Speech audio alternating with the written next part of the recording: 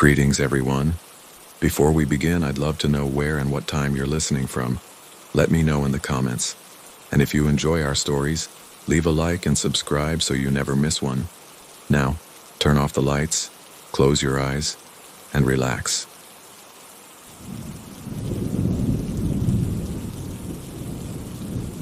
The building was called the Linden, a peaceful name for a behemoth of red brick and stone that stood on a quiet street, almost forgotten by the rest of the city. I chose it for its silence and its apparent normality, a refuge I desperately needed. My last few years had been a slow spiral of anxiety, a soul-sucking job I hated, and a quiet, exhausting divorce that had left me hollow inside. My life had become a constant noise, a cacophony of obligations, reproaches, and disappointments. I was looking for an anonymous place to lick my wounds and go unnoticed. A place with no history, no personal ghosts. The Linden, with its charming inner courtyard full of well-tended plants, and its air of a respectable community seemed perfect. It was my first and most serious mistake. The welcome was almost overwhelming. I had barely finished unloading the first box from the moving truck when a middle-aged woman with a radiant smile and eyes that were a little too bright approached me. She introduced herself as Irene, the building administrator, and welcomed me with an enthusiasm that seemed a bit exaggerated, almost rehearsed. In less than an hour, I had already met half a dozen residents who appeared as if by magic to offer their help. They all smiled. They were all kind, helpful, moving with a coordinated efficiency that was as impressive as it was strange. They helped me carry up the heaviest furniture without showing the slightest sign of effort, waving off my offers of water or a break with a gesture and another beatific smile. And every single one of them, without exception, repeated the same phrase with an odd unanimity. "You're going to love living here. We're one big family." The phrase, which at first sounded comforting, began to take on a cultish undertone through sheer repetition, a mantra that seemed directed as much at me as at themselves. That same afternoon, they invited me to the welcome gathering. They explained it was a sacred tradition at the Linden. Every Saturday night, the residents met in the old cellar in the basement, which they had renovated into a common room, to welcome newcomers and strengthen their bonds. I felt a bit pressured, but refusing the invitation seemed like an unforgivable act of rudeness after all the help they'd given me. So that night, with a mix of curiosity and social obligation, I went down. The cellar was a vaulted space, larger than I had imagined. The stone walls and dark wooden beams gave it an ancient feel, but it was impeccably clean and decorated with simple taste. The air was cool, but it had a peculiar smell, a mix of damp earth and aromatic herbs I couldn't identify. There were about 20 people there, all the residents of the building sitting in a circle of comfortable chairs.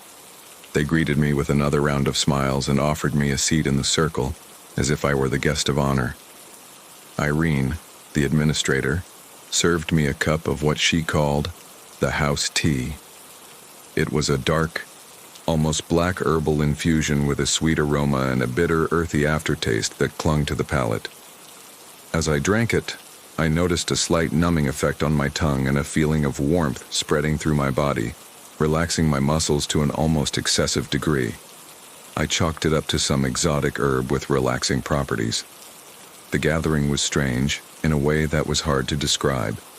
People shared anecdotes from their week, but they were all trivial and absurdly positive. No one complained about work, no one mentioned an argument, a health problem, or even a single bad night. One woman described in fascinating detail the pleasure of watching a new leaf grow on her pothos plant. A man spoke for 5 minutes about how satisfying it had been to clean his kitchen windows. It was like an idealized version of life, a theater of perfect happiness performed with absolute conviction. Feeling watched, I shared some bland anecdote about my move, avoiding any personal details about my situation. Everyone nodded and smiled, their eyes fixed on me with an intensity that made me feel like an insect under a microscope. The meeting ended with the ritual they had mentioned, We stood up, formed a circle, and holding hands began to hum a melody. It was a low, monotonous, vibrating note. At first I felt ridiculous, a grown man humming in a basement with strangers, but as the sound grew, the feeling of warmth from the tea intensified. The vibration wasn't just in the air, it seemed to rise from the stone floor, travel up my legs, and settle in my chest. The entire room seemed to resonate with that single note. A strange calm washed over me, a warm, empty peace that silenced all my worries, my fears, my sadness over the separation. It was a powerful, addictive sensation. I went up to my apartment feeling incredibly relaxed, almost euphoric. I attributed the feeling to the welcoming atmosphere and the kindness of the people. For the first time in a long time, I felt I had found my place, a community that accepted me. I attended the meetings in the following weeks. The routine was always the same. The bitter tea, the happy conversations, the final hum. And each time, the feeling of peace was deeper, more lasting. But I started to notice things.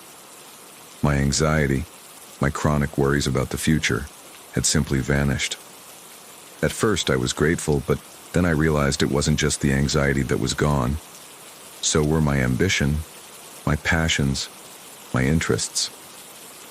I stopped calling my friends. The books I was passionate about gathered dust on the shelf. One Friday, my best friend Carlos called to remind me we had plans to watch a game. I had completely forgotten, and the worst part was, I didn't care. I don't really feel like it, to be honest, I told him, my voice sounding apathetic even to me. He was silent on the other end of the line. Are you okay? You don't sound like yourself. His concern, instead of moving me, irritated me. I'm perfectly fine, I replied with a coldness that wasn't my own. My world, once complex and sometimes painful, was simplifying, shrinking to the walls of the Linden and the placid smiles of my neighbors. The first pang of real terror came with the new tenant. A young art student named Sarah moved into the apartment next door. She was vibrant, a bit cynical, and full of life, a stark contrast to the building's homogeneous calm. I ran into her in the hallway and we chatted for a bit. Her energy was refreshing, a breath of air from the real world I had begun to forget. As expected, the neighbors welcomed her with the same enthusiasm and invited her to the Saturday welcome. I was the one who accompanied her to the basement, encouraging her to give them a chance.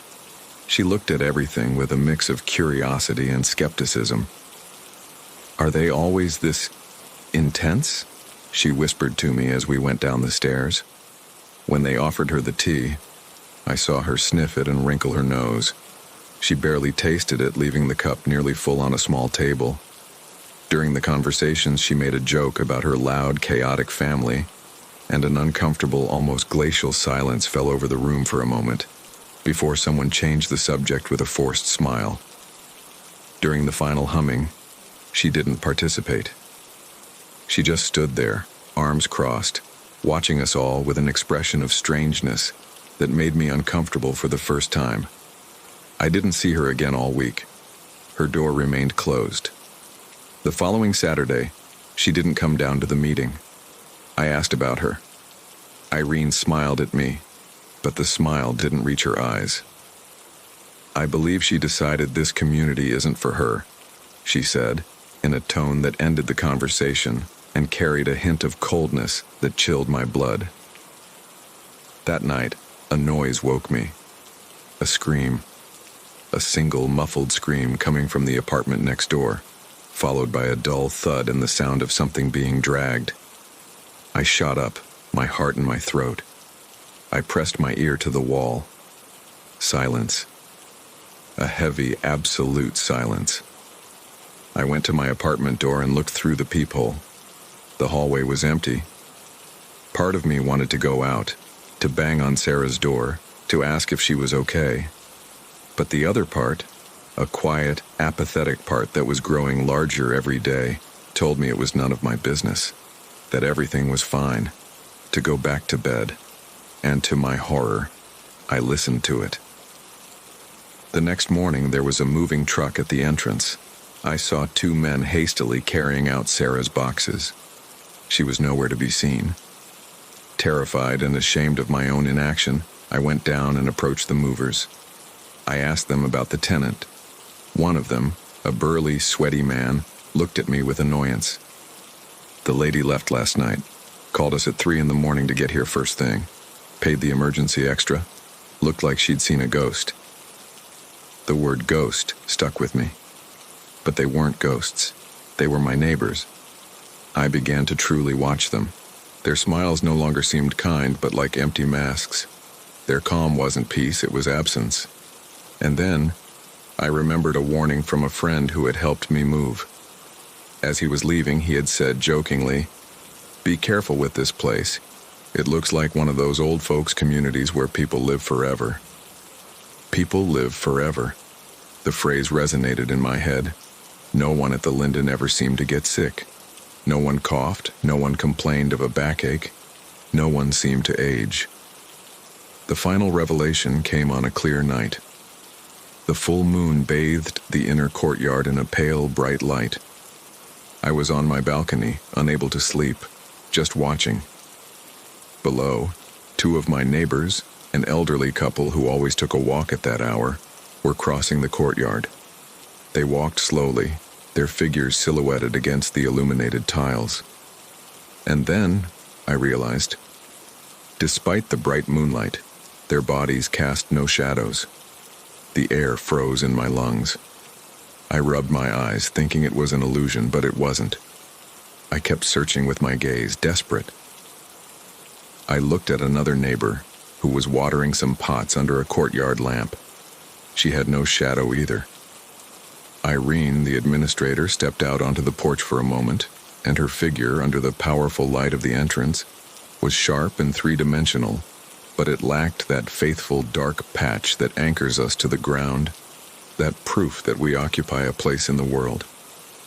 Panic made me stumble back into my apartment. I ran to the large living room window. In the dark glass, my own reflection stared back with a look of pure terror. I was pale, trembling, but I was whole.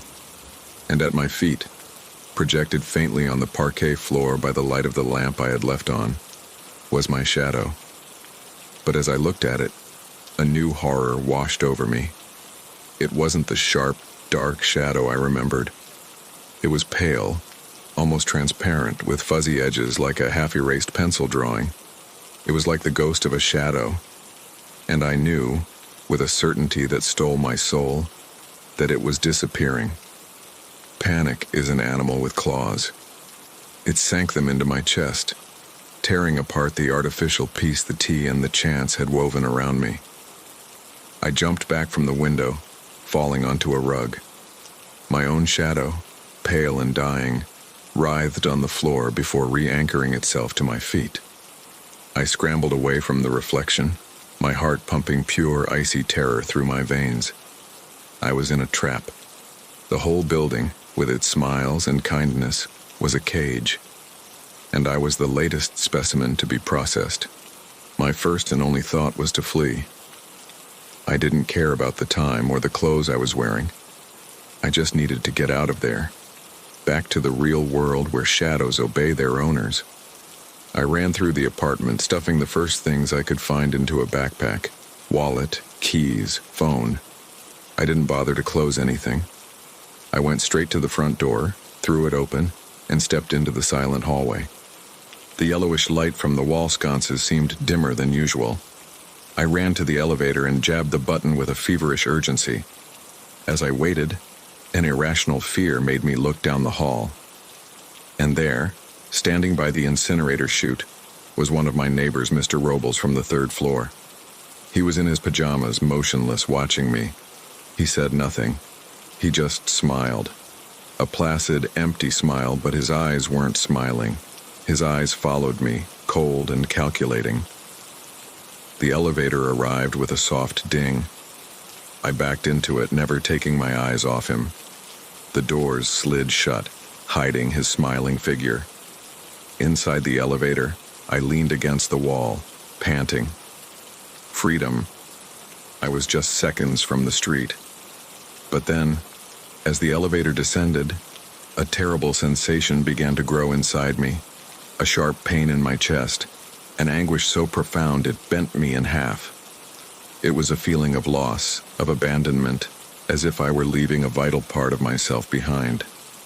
At the same time, the outside world, the one I longed for, began to seem like a horrible place, noisy, full of danger and pain. My mind, which seconds before only wanted to escape, was now screaming for me to go back. It was their voices. I heard them in my head, the kind, calm voices of Irene, of Mr. Robles, of all of them. "Don't go," they whispered. "Where are you going? You're safe here. You're happy here. Outside, there's only suffering." The artificial peace they had induced became an anchor, dragging me down. When the elevator doors opened in the lobby, the pain was unbearable. I fell to my knees on the marble floor. I couldn't do it. Physically, I could not force myself to cross the threshold and go out into the street.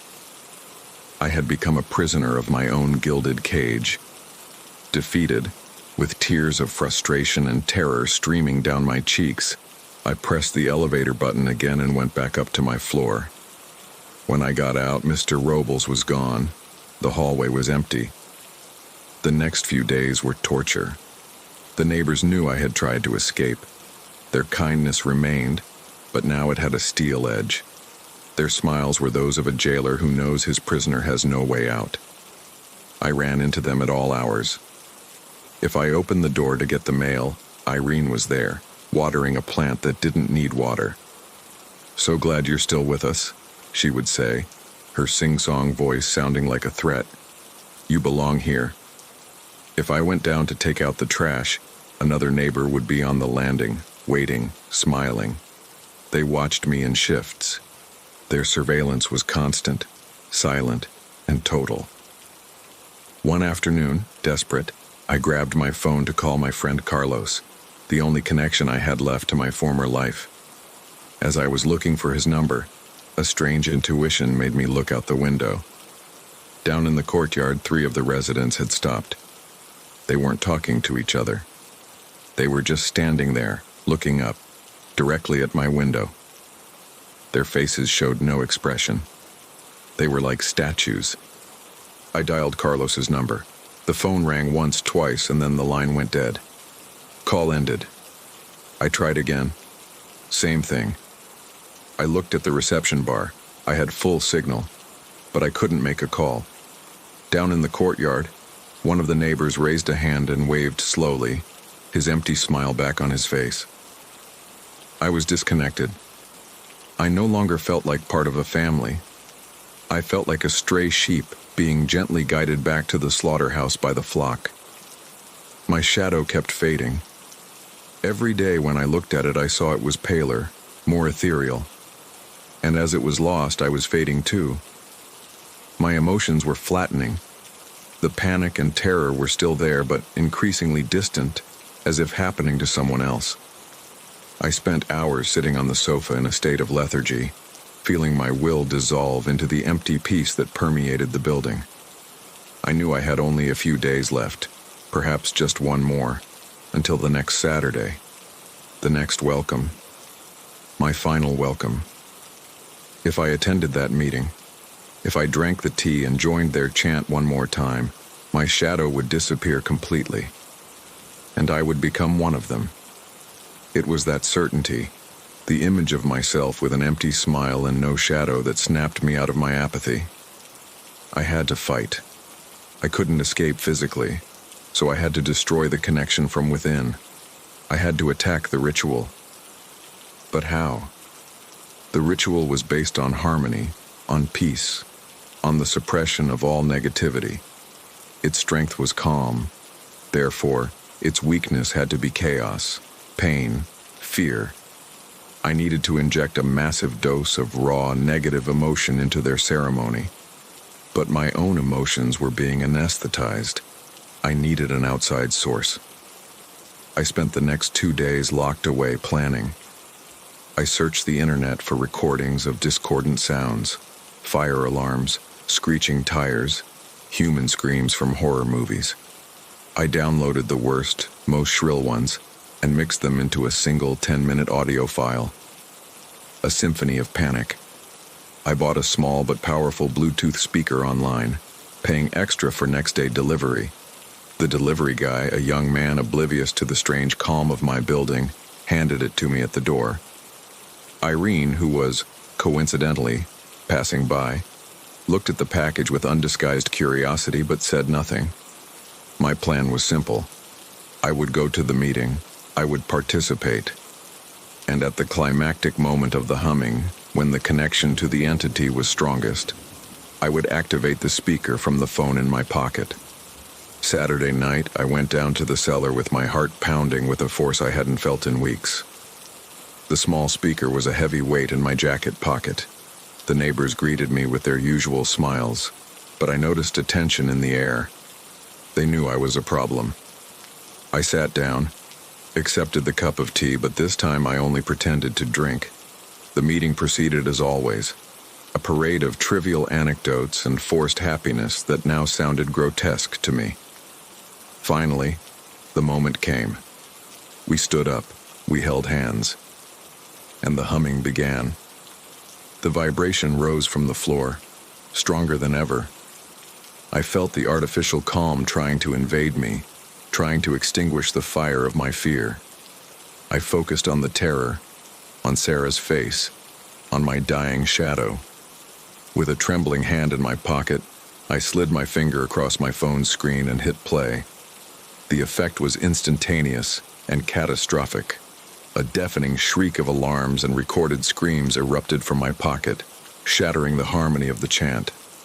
The reaction was violent. My neighbors let go of my hands as if they'd been electrocuted, and they began to scream. But these were not screams of surprise or anger. They were screams of pure pain, of agony, as if something had been ripped out of them. Their faces, once placid, contorted into masks of terror and suffering. They fell to the floor, convulsing, their eyes rolling back, and they began to speak, but not in their calm voices. These were echoes of their past lives, fragments of pain the entity could no longer suppress. "Don't leave me," sobbed a woman. "The headache won't go away," moaned an old man. "I wish it hadn't happened," whispered another. They were the voices of their shadows, the wounds they had tried to erase returning to the surface in a chorus of misery.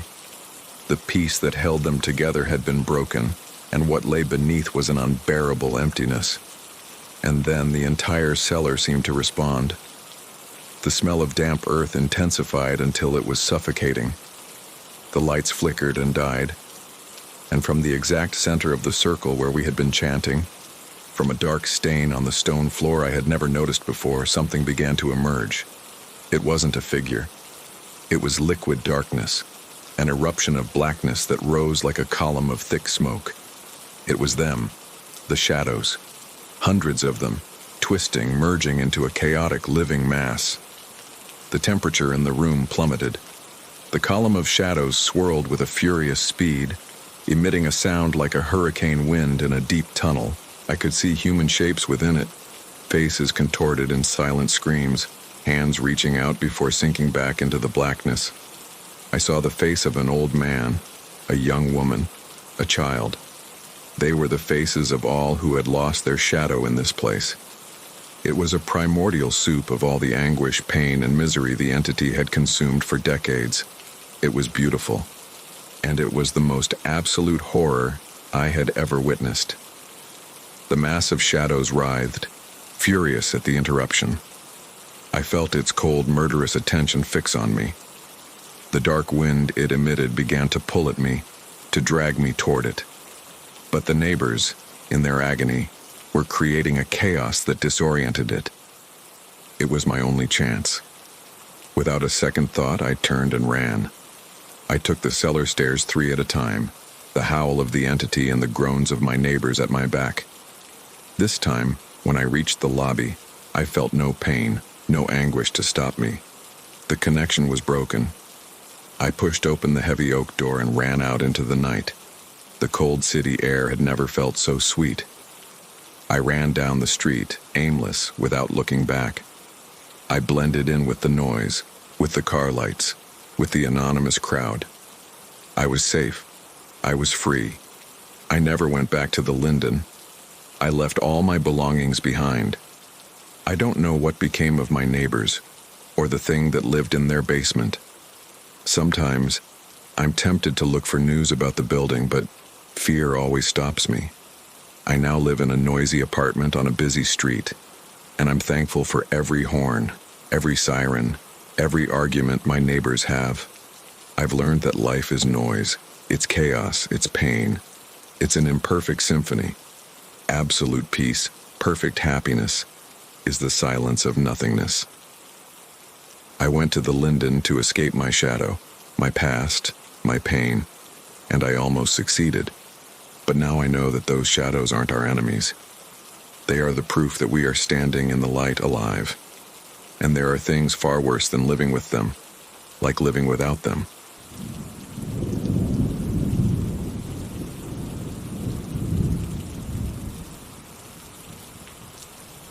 Memory is a treacherous road, with stretches of absolute clarity and others devoured by an impenetrable fog.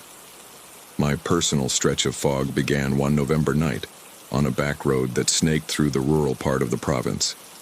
We were driving back home to the city after spending the weekend at my wife Jennifer's parents' house.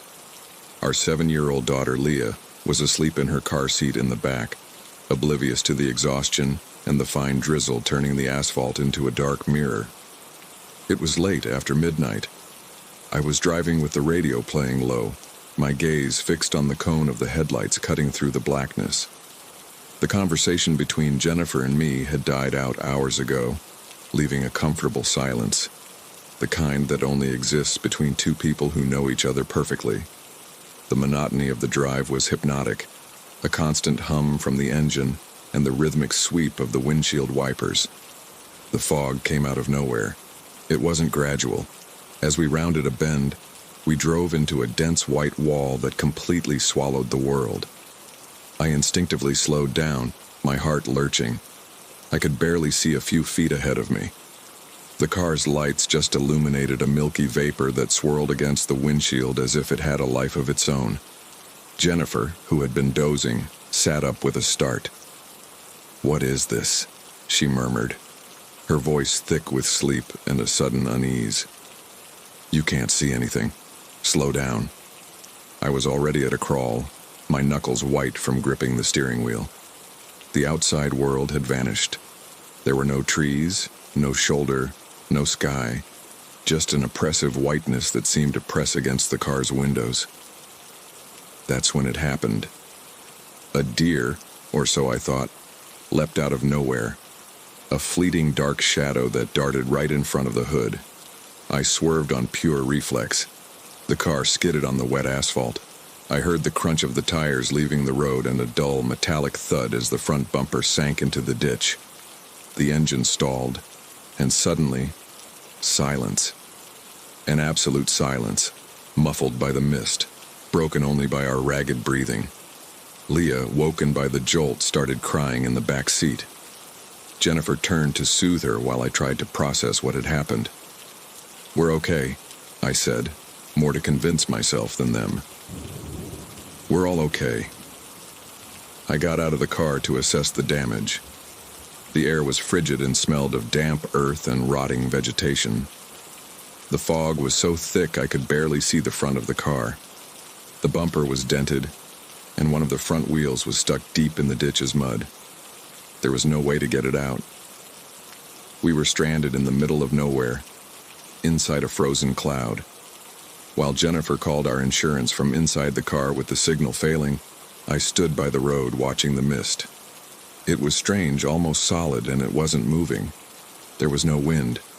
The silence was unnatural, as if we were inside a glass dome. That's when I saw him. On the other side of the road, at the very edge where the fog grew densest, there was a shape. A man. He was standing completely still, and though I couldn't make out his features, his silhouette was tall and thin. He seemed to be watching us. His paleness was the most striking thing. Even in the dim light, he seemed almost luminous, as if he were made of the condensed vapor itself. He wasn't wearing a coat, despite the biting cold. I felt a chill that had nothing to do with the temperature. "Hey!" I shouted, thinking he was a local who could help us. The figure didn't move. He didn't answer. He just stood there, a statue of mist in the darkness. I blinked, and when I opened my eyes again, he was gone. He had vanished into the white vapor without making the slightest sound. When the tow truck arrived an hour later, the fog bank had dissipated as mysteriously as it had appeared. The driver, an older, quiet man, didn't seem surprised. "This is a bad stretch," he said as he hooked up our car. "They call it Psi Curve. The fog here plays tricks on you." I didn't mention the pale shape. It seemed crazy, a hallucination brought on by the shock of the accident. We got to our apartment in the city in the early hours of the morning, exhausted. The normalcy of our place, with its familiar noises and warmth, was a balm. We carried Leah straight to her bed and collapsed into our own, falling into a heavy, dreamless sleep. The phenomena began 3 days later. At first it was small, almost imperceptible things, easy to dismiss. The door to the hallway closet, which we always kept shut because of a draft, would be ajar in the morning. One of the planters on the balcony, too heavy for the wind to move, appeared shifted a few inches from its spot. We blamed it on tiredness, on being distracted. "You must have left it open without realizing," I'd say to Jennifer. "I'm sure I moved it when I was watering," she'd say to me. We clung to logic because the alternative was too strange to consider. One night, a sharp smell of damp earth and mist filled the living room for a few minutes, even though the windows were closed and the day had been hot. Then it disappeared. But things became harder to ignore. One evening, while reading in the living room, I heard a whisper, an incredibly faint sound, like someone talking in the next room. But I was alone. Jennifer and Leah were out shopping. I stood up, my heart racing, and walked through our home. No one was there. The windows were shut. I convinced myself it had been the wind, the neighbors, anything. But the sound came back on the following nights. An unintelligible murmur that always seemed to come from an empty room, and that would stop the moment you tried to locate it. Jennifer heard it too. One night while we were watching a movie, we both turned our heads at the same time. The whisper had come clearly from the hallway. We looked at each other, and in her eyes, I saw the same fear I felt. "That was you, right?"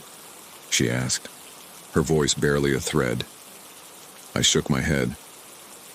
We said nothing more, but that night, for the first time, the silence between us wasn't comfortable but tense, filled with a question neither of us dared to ask. The real terror began with Leah. She had always been an imaginative child, but a week after the accident, she started talking about a new friend. The Fog Man, she called him. At first, we thought it was sweet, an imaginary friend, a way to process the scare. But the descriptions she gave us chilled us to the bone. She told us he was very tall and pale, that he was always sad, and that he was very cold. We asked her where she saw him. "Here," she'd say, pointing to an empty corner of the living room. "He's always there watching us." One afternoon, while Leah was playing, I went over to her and asked what her friend told her. Leah looked at me very seriously. "He says he lost his music," she whispered. The sentence made no sense to me, but it sent a shiver down my spine. Jennifer panicked. She tried to forbid Leah from talking about him, but that only made things worse. Leah started talking to him in secret, whispering in her room when she thought we couldn't hear. I, on the other hand, tried to stay calm. I refused to accept the impossible. I read articles on child psychology about how children create imaginary friends to cope with trauma. Everything seemed to have a rational explanation. "It's just her imagination, Jennifer," I'd tell her. She's scared because of the car, it's normal. But my words sounded hollow even to me. The tension between us grew. She accused me of not taking our daughter's fears seriously. I accused her of scaring her even more with her own anxiety. The presence, whether real or imagined, hadn't just entered our place. It was getting between us. One afternoon, I found Leah in her room, sitting on the floor talking to the air. I stood in the doorway listening. "No, you can't," she was saying in a serious whisper. "Daddy would get mad. It's his favorite watch." I felt a chill. On my nightstand, I had an old pocket watch that had belonged to my grandfather. I never used it, but I was very fond of it. I went into our bedroom. The watch was gone. My heart began to pound. I searched the entire room, under the bed, in the drawers, but it wasn't there. I went back to Leah's room. "Honey," I said, trying to keep my voice calm, "have you seen Daddy's watch?" She glanced toward the empty corner of the room, as if asking for permission. Then she got up, walked to her toy chest, and pulled the watch out from under a pile of dolls. She handed it to me without a word. "How did it get here, Leah?" She shrugged and whispered, "He wanted to see it." That night, after Leah was asleep, Jennifer and I had our worst fight. I told her about the watch. Instead of being scared, she got angry. "And you're blaming her imaginary friend? She's a child. She took it while she was playing. You're really starting to scare me. You'd rather believe in ghosts than accept that our daughter sometimes gets into mischief." Her words were logical, but I knew Leah hadn't done it. There was no malice in her, only a strange obedience to the figure only she could see. Exhausted and frustrated, I decided to install a camera. I bought one of those small security cameras and placed it on a bookshelf in the living room, hidden among the books, pointing at the corner where Leah always said the Fogman was.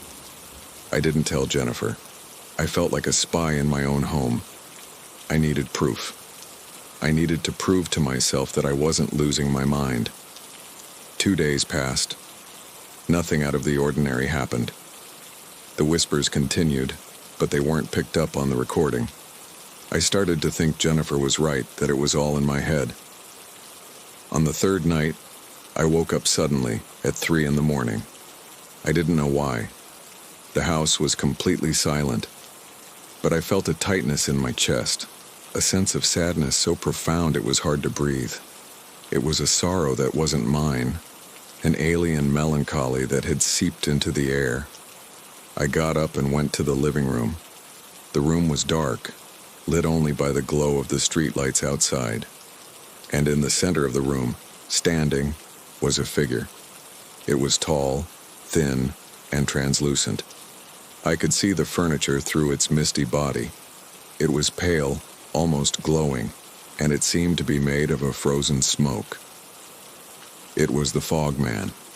His back was to me, and he was staring intently at the door to Leah's room. And then, with agonizing slowness, he began to turn toward me. The scream died in my throat, choked by a terror that paralyzed me completely. The translucent figure turned toward me, and though it had no defined features, I felt its gaze. It was a gaze heavy with infinite sorrow, a despair that transcended time and space. There was no evil in it, only a loneliness so profound it was physically painful to behold. Instinctively, I took a step back.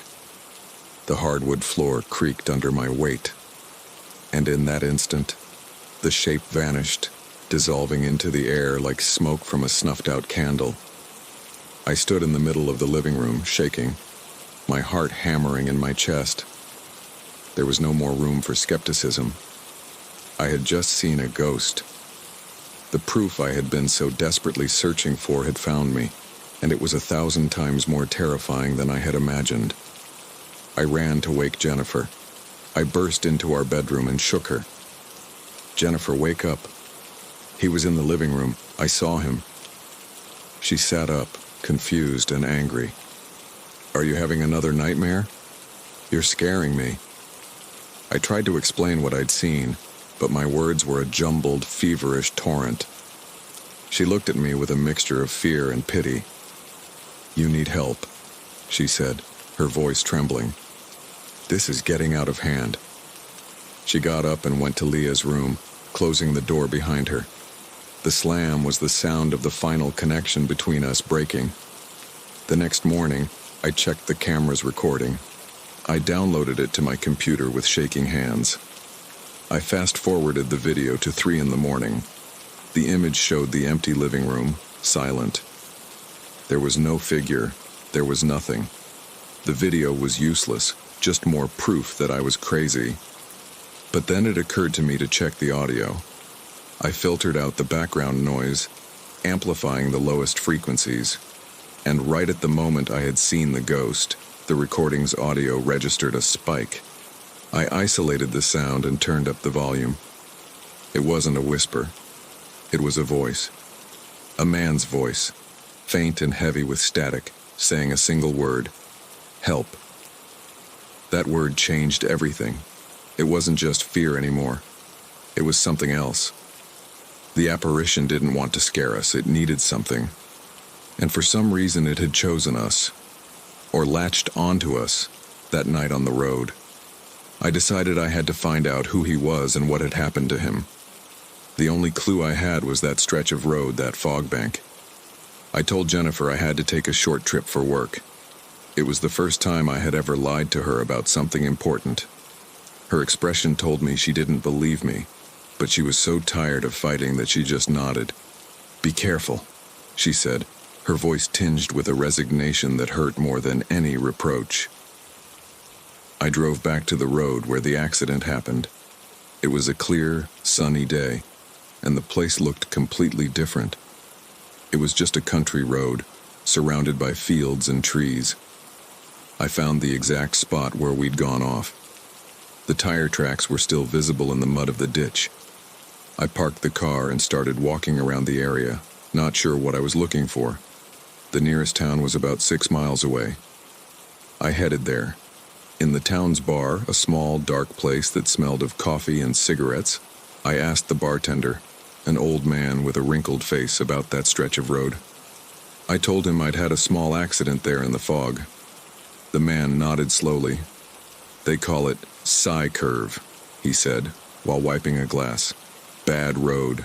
Fog just pops up there even on clear nights. Always been that way." I asked him if there had been any serious accidents in the area. His expression darkened. "A few years back," he said, lowering his voice. "A musician, a young kid heading home from a gig. Name was Dorian, drove an old van. The fog swallowed him. They found him the next morning. Say he didn't see the curve." He gave me the name of the local paper. I spent the rest of the afternoon in the town's small library, looking through dusty archives. Finally, I found it. A small article in the local news section from 5 years ago. The photo showed a wrecked van smashed against a tree. The headline read, "Young musician dies on N432. The article told the story of Dorian, a 25-year-old pianist who was returning to his home in the city after playing at a festival in a neighboring town. The police attributed the accident to excessive speed and dense fog. But one sentence at the end of the article caught my eye. The young man's body was not found inside the vehicle, but several feet away in the adjacent field, as if he had tried to walk for help. I drove home with the name Dorian echoing in my head. The fogman, the pianist, the kid who had died alone in the dark. That night, the atmosphere in our apartment was different, calmer, but also sadder. As I sat in the living room, I heard a sound I'd never heard before. A few notes from a piano, incredibly faint as if coming from very, very far away. A melancholic, fragmented melody that floated in the air. I wasn't scared. It was him. It was Dorian. Leah had become quieter. She no longer talked to her imaginary friend, but sometimes I would find her sitting on the floor, moving her fingers over the rug, as if playing an invisible piano. Jennifer, for her part, seemed to have grudgingly accepted that something strange was happening. The phenomena were too obvious to deny. One night, a book of sheet music we had on a shelf fell to the floor, opening to a specific page. It was a Chopin sonata. Neither of us played the piano. Dorian's presence was getting stronger, more focused. It wasn't whispers anymore. It was attempts to communicate. We started to research Dorian. We found his social media profiles, inactive since the day he died. Photos of a smiling, vibrant young man, always sitting at a piano. Videos of his performances, where he played with a passion that was heartbreaking. His music was his life. Leah's sentence, "He says he lost his music," took on a terrible meaning. He had lost it on that road. But something didn't add up. The official version was an accident. But what if it wasn't? Dorian's ghost didn't seem to be at peace. His sadness was too deep. His plea for help didn't seem like that of a soul who simply wanted to cross over. It seemed like that of someone who needed justice. The communication became clearer. One night, as we were sleeping, we were woken by the sound of the kitchen radio turning on by itself. It wasn't music, just static. But between the white noise, we heard a voice. The same faint voice from the recording. "The car," it said. "The other car." Jennifer and I looked at each other in the dark, our hearts racing. The other car? The police report didn't mention any other vehicle. I went back to the town library. I dug through the archives, looking for anything related to the accident. I found nothing. But when I spoke to the old bartender again, he told me something the police had overlooked. "People talk," he said, almost in a whisper. That night, the son of a local big shot was coming back from a party, driving drunk, always bragging about his new car. Nobody looked into it. His father has a lot of pull around here. A new, terrible possibility began to take shape. Dorian hadn't gone off the road on his own. Someone had run him off, and that person had left him there, dying, in the fog. His death hadn't been an accident. It had been a homicide. Dorian's ghost became more insistent. The house filled with a sense of cold and anger. Objects no longer moved gently. They fell violently. The whispers turned into laments that echoed through the halls. We felt his frustration, his desperation. One night, Leah woke up screaming. We ran to her room. She was sitting up in bed, pointing at the wall. "The fog man is angry," she sobbed. "He says the bad man has to pay." We knew what we had to do. We couldn't go on living like this, and we couldn't abandon Dorian to his fate. We had to find proof of what had happened. We had to give him the peace he deserved. But we were up against powerful people, against a secret that had been buried for 5 years. And our only witness was a ghost, trapped in the echo of his own tragedy. Part 3. The decision to help Dorian brought Jennifer and me together in a way I hadn't anticipated. The fear was still there, a constant companion in our own home, but it was no longer a chasm between us. It was a common enemy. We became a team, two ordinary people dragged into a ghost story they refused to abandon. Dorian's anger and sadness permeated every corner of the apartment, a constant pressure that reminded us time was running out. We needed proof, something tangible to show there was another car at the scene. Our investigation began with the official police report. I got a copy through a contact. It was brief and confirmed the story we already knew. A single vehicle left the roadway, probable cause being excessive speed and adverse weather. There was no mention of witnesses or other marks on the road. It was a dead end. Dorian's ghost seemed to sense our frustration. One night, the temperature in the living room plummeted. The cold concentrated over the coffee table, where our investigation papers were spread out. And then, a thin layer of frost began to form on the table's glass surface. With agonizing slowness, the frost spelled out a word. Shop. We looked at each other, confused. What shop? Then we understood. The auto body shop that had taken Dorian's van. The tow truck had dropped it at a junkyard on the outskirts of town. If there had been a collision, however slight, the proof would be in the wreckage, if it still existed. The next day we went back to the town. The junkyard was a cemetery of rusted metal, a labyrinth of stacked cars crumbling under the sun. The owner, a suspicious man, at first refused to help. "That was 5 years ago," he said. "That scrap has probably been crushed into a tin can by now." But we offered him a good sum of money, telling him we were looking for a collector's item. His eyes lit up with greed, and, after a long search through his messy records, he led us to the back of the lot.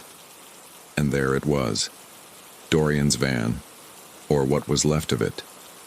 It was mangled, covered in rust and weeds, but it was recognizable. We began to examine it inch by inch. The front was destroyed from the impact with the tree, but it was on the rear left side that we found what we were looking for. A long, deep scratch that had torn through the original paint.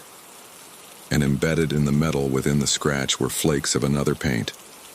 A bright metallic blue that didn't belong on that old van. It was the proof. Carefully, we collected several samples of the paint. Back in the city, we took them to a lab for analysis. While we waited for the results, Dorian's ghost seemed to calm down. The temperature in the house returned to normal. The piano music no longer played. It was a tense, expectant quiet. The lab results came back a week later. The paint was from a luxury car model, a German sports car, in a specific shade of blue that had only been used in the year of the accident. The next step was to find out who in the area owned a car like that. And the memory of the bartender's words came back to me. The son of a big shot, always bragging about his new car. We hired a private investigator. It wasn't cheap, but we were in too deep to turn back. We gave him all the information. The investigator, a cynical but effective ex-cop, asked no questions. A few days later, he called us. "I got him," he said.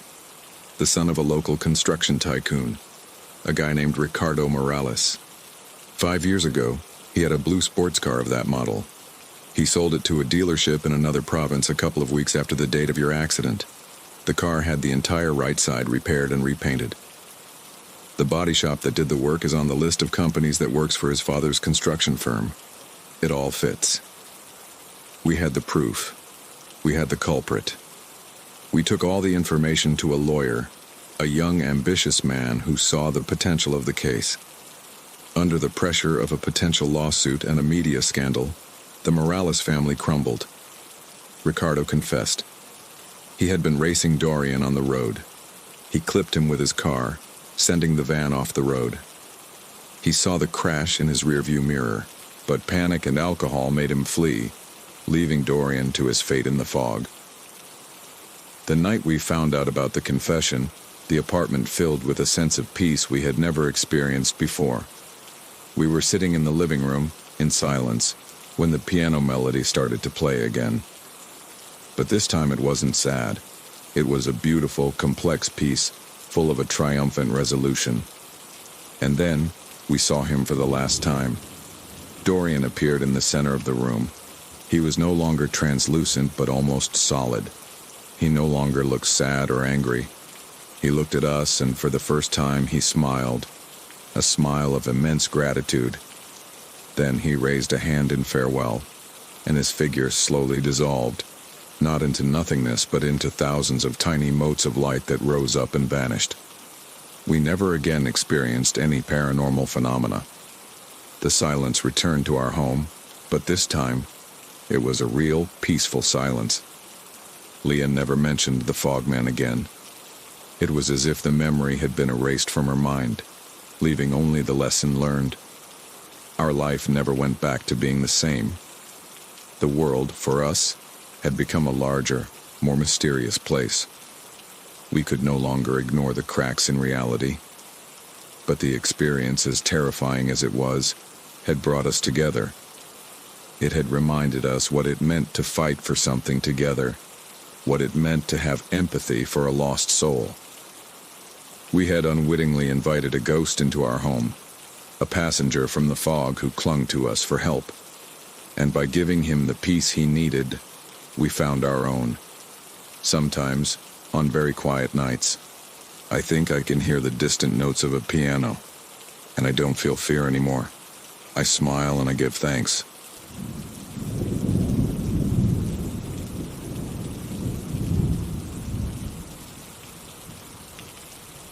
The first time we saw the house, we fell in love with its flaws. It was a 2-story property on the outskirts of the city, forgotten by time, with paint peeling like dry skin and a yard that had surrendered to weeds in a tangled, silent rebellion. For Brenda and me, it was perfect. It was a blank canvas on which we would paint our lives. We found it after months of frustrating searches, looking at minuscule apartments that cost a fortune. This house was our only respite, an opportunity at a price so low it seemed like a mistake. Brenda was convinced it was a sign. I, more cynical, thought a price that low could only mean hidden problems, but the hope in her eyes was a stronger argument than my own pessimism. Buying it was an act of faith, a bet on our future together, investing every dollar we'd saved into its tired foundations. Our plan was simple and ambitious. We would renovate it ourselves, every weekend, every spare hour. We would turn its old bones into the skeleton of our home. The idea of imposing our order, our will, upon that chaos of rotten wood and cracked plaster filled us with an almost feverish energy. We didn't know that the house had a will of its own, a terrible biological patience waiting under the layers of dust and neglect. The first few weeks were a symphony of hard work and optimism. The sound of hammers echoed like the beat of a new heart. The smell of fresh paint was the perfume of progress, and dust floated in the sunbeams that slipped through the dirty windows. We felt powerful, creators, masters of our little universe of wooden slats and bags of cement. The outside world, with its noise and rush, vanished as soon as we crossed the threshold. Inside, there was only us and our project. The first sign that something was wrong was so subtle that we ignored it completely. It happened while knocking down one of the interior walls downstairs, one separating the old living room from a small dining room. As the first pieces of plaster fell, we uncovered the insulation. It wasn't rock wool or fiberglass. It was a dense, fibrous mass, yellowish in color, almost like the silk of an insect's nest, but compact and slightly sticky to the touch. It gave off a strange odor, a sweet and organic aroma, like fermented honey. "How weird," Brenda said, touching it with the tip of a glove. "Must be old materials." We tore out the strange fiber with putty knives, filling several trash bags with the anomalous substance, and moved on, thinking no more of it. It was just one more quirk of an old house, an anecdote we'd tell in the future. A few weeks later, the smell returned. It was no longer confined to the inside of a wall, but floated in the air of certain rooms, especially at night. It was a faint but nauseating scent. We blamed it on dampness, old pipes, the old wood breathing. We started sleeping with the windows open, but the smell always found a way to creep in, to cling to the sheets and our skin. It would be there when I woke up in the morning, a ghostly trace on my pillow. Then came the sounds. At night, when exhaustion overcame us and we lay down on the mattress we'd placed on the floor of the master bedroom, we'd hear them. They were dry clicks, slow scraping noises that seemed to come from inside the walls. At first, we told ourselves it was the pipes contracting in the cold, or mice exploring their new territory. We bought mouse traps and set them in the corners, but they were untouched every morning while the sounds continued indifferent. I tried to locate the noises, pressing my ear to the walls like a doctor listening to a sick patient. But the sounds were ghostly. They moved. One moment they were in the hallway, the next in the ceiling above our heads. They were methodical, almost rhythmic, as if something were working, building, in the hidden darkness of our house. One night Brenda woke me up, her eyes wide. "It's not mice," she whispered. "It sounds bigger." And she was right. The scraping wasn't that of small rodents. It sounded heavy, deliberate. like something with considerable weight dragging itself through the gaps in the structure. The real unease took hold of me when I started working on the plaster. I was sanding the walls of what would be our bedroom. The surface was uneven, covered in old layers of paint and wallpaper. But on one of the walls, I noticed something different. The plaster under the sander didn't feel hard and dusty. It felt soft, almost elastic. I put down the sander and pressed the wall with my fingers. It yielded slightly, like thick leather. A cold sweat ran down my back. I called for Brenda. She noticed it too. "This is unbelievable," she said with a mixture of disgust and fascination. "It feels organic." With a screwdriver, we scraped away a small section. Beneath the layer of paint, the plaster wasn't white and brittle. It was an ivory color with fine reddish veins, and it had the texture of cartilage. It was as if the wall had skin under the paint. That night, we had our first serious conversation about the house. We sat on the dusty floor, surrounded by tools, the initial euphoria completely gone, replaced by a cold anxiety. Brenda suggested calling a building inspector. I refused, knowing we couldn't afford it, much less the repairs he might find. We were financially trapped. This house had to work. We decided to ignore it, to move on, to convince ourselves it was some kind of strange experimental building material. It was a lie we both needed to believe. From that day on, the optimism evaporated completely. The house was no longer our project. It was our enemy. We began to feel like intruders, like two parasites living in the body of a much larger, older organism. The changes became more obvious. In the upstairs hallway, spots of a clear, sticky resin began to appear on the ceiling, dripping slowly onto the wooden floor.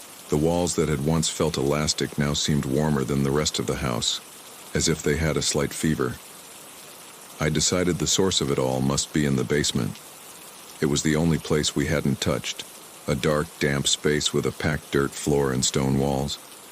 I went down one afternoon, armed with a sledgehammer and a powerful flashlight, while Brenda waited upstairs in the kitchen, too scared to join me.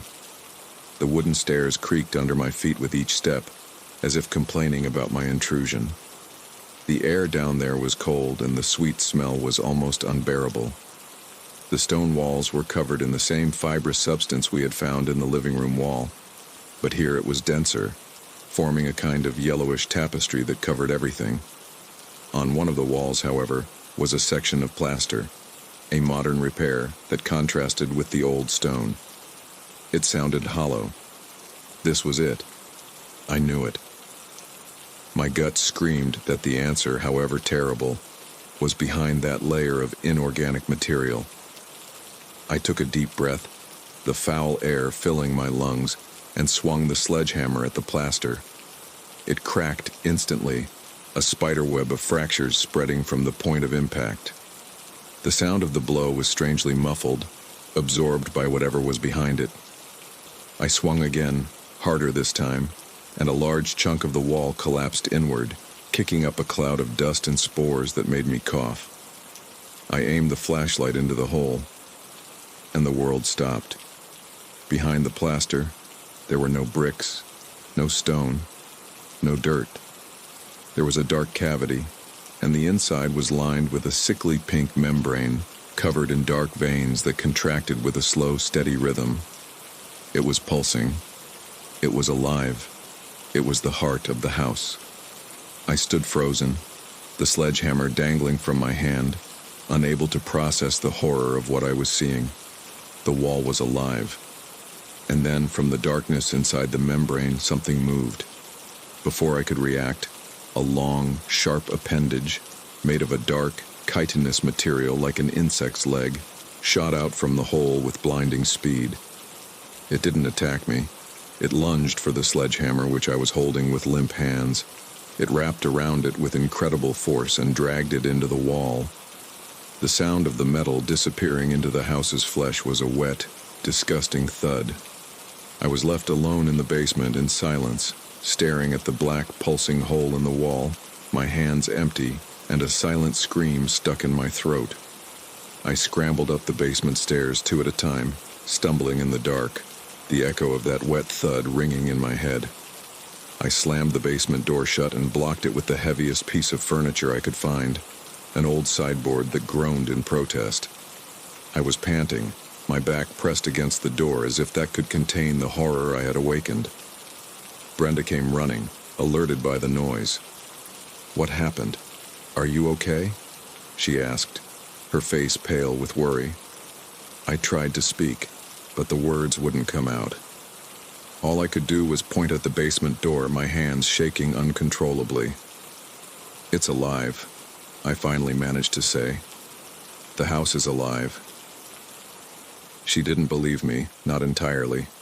She wanted to think I was exaggerating, that the stress and fear had made me see things. But the look on my face, the raw panic in my eyes, stopped her from dismissing it completely. That night we slept together on the mattress in the living room with all the lights on, as far away from the walls as possible. But sleep didn't come. Now that we knew the house was a creature, every sound, every creak, every click from within the walls became a direct threat. They were no longer the noises of an old house. They were the sounds of an organism digesting its prey. Us. The creature, as if it knew we had discovered it, accelerated its metamorphosis. The changes were no longer subtle. The next morning, we found that the upstairs hallway had changed. Along the join between the walls and the ceiling, strange organic structures had grown, like yellowish bone ribs forming a kind of vault over our heads. They were covered in the same sticky resin, which was now dripping more intensely. The air in the house grew thicker, heavier, and the sweet smell was so strong it made us nauseous. The house was transforming into a nest, a hive, and we were trapped inside it. It was no longer our home. It was a biological trap that was closing around us. Paranoia settled between us like a third occupant. We started to look at each other with suspicion. The house's influence was so insidious that we feared it could affect us in ways we didn't understand. "Are you feeling okay?" I would ask Brenda, searching her eyes for any sign of change, any hint of a strange influence. "Don't look at me like that," she'd reply, with a mixture of fear and irritation. "The house is the problem, not me." But the doubt was there, a poison that was separating us. One night we had a small, absurd argument about where we'd left a tool. Our voices rose, filled with a fear that disguised itself as anger.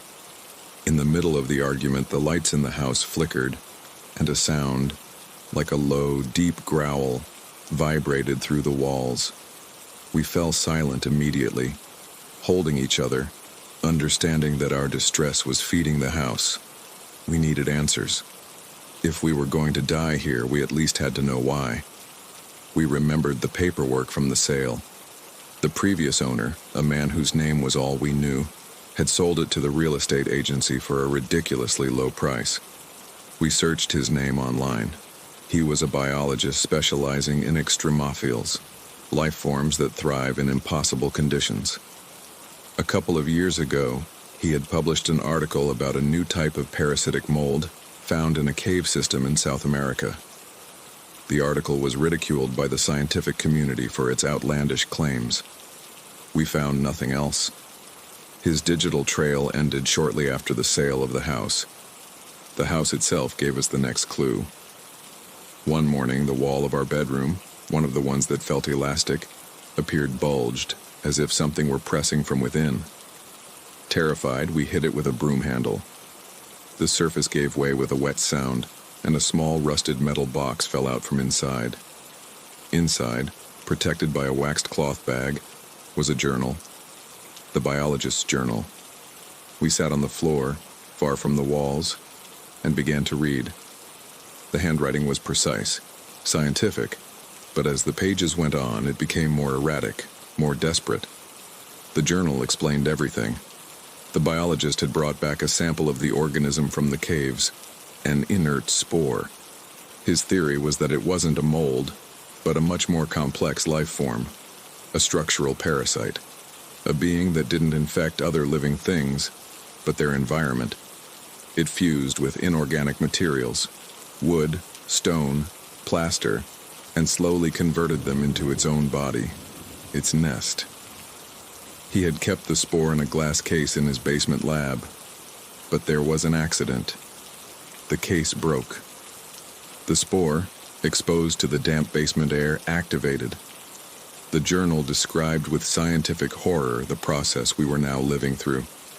The sounds, the smell, the transformation of the walls. One entry read, "The structure is no longer inert. It responds to my emotions. I feel it watching me, learning from me. The walls of my lab have begun to secrete a digestive enzyme. I believe it's trying to feed on my equipment." Another, more alarming entry detailed, "Last night I dreamed I was walking through the hallways, but they weren't made of wood and plaster, but of flesh. When I woke up, I had a strange taste in my mouth like dirt and calcium. I wonder if the creature communicates through dreams, or if the air I'm breathing is altering my own biology." The biologist tried to contain it, to destroy it with chemicals, but it was too late. The organism had already fused with the house's foundations. It was growing. The last few pages were almost illegible. The biologist described how the house had turned against him, how it had sealed the doors and windows with organic secretions, turning itself into his prison. He wrote about the creature's final purpose. "It doesn't feed on us," he scrawled. "It needs us. We are the catalyst. The nest is not complete until it integrates a higher life form. It envelops us. It dissolves us. It uses our biomass to create the queen, to reproduce." Just as we read that last sentence, we heard a noise behind us. We spun around. The bedroom wall, the one that had bulged, was opening. The organic plaster was parting like two wet lips, revealing a darkness within. And from that darkness, dozens of thin, white, sticky threads shot out toward us like a living spiderweb. We screamed and rolled across the floor to dodge them. The threads stuck to the rug and the furniture, pulling at them with incredible force. We scrambled to our feet and ran for the door, but the opposite wall did the same, and the one in the hallway. We were surrounded. The entire house had woken up to hunt us. Brenda tripped on a rug and fell. Before I could help her, a mass of fibers erupted from the wall beside her. They enveloped her, sticking to her arms and legs, silencing her screams with a gag of organic silk. I watched in paralyzing horror as the wall dragged her towards itself, as the soft plaster opened to receive her. It wrapped her in a cocoon of white fibers that pulsed gently, pulling her into the darkness. I reached out, trying to grab her, but it was too late. The wall closed over her, leaving only a vaguely human outline beneath the wall's throbbing surface. I was alone, and the house, the nest, now wanted me. The sound of Brenda's muffled screams as she was swallowed by the wall snapped me out of my paralysis. Survival instinct, an engine more powerful than fear, took over. The nest wanted me, but it didn't have me yet.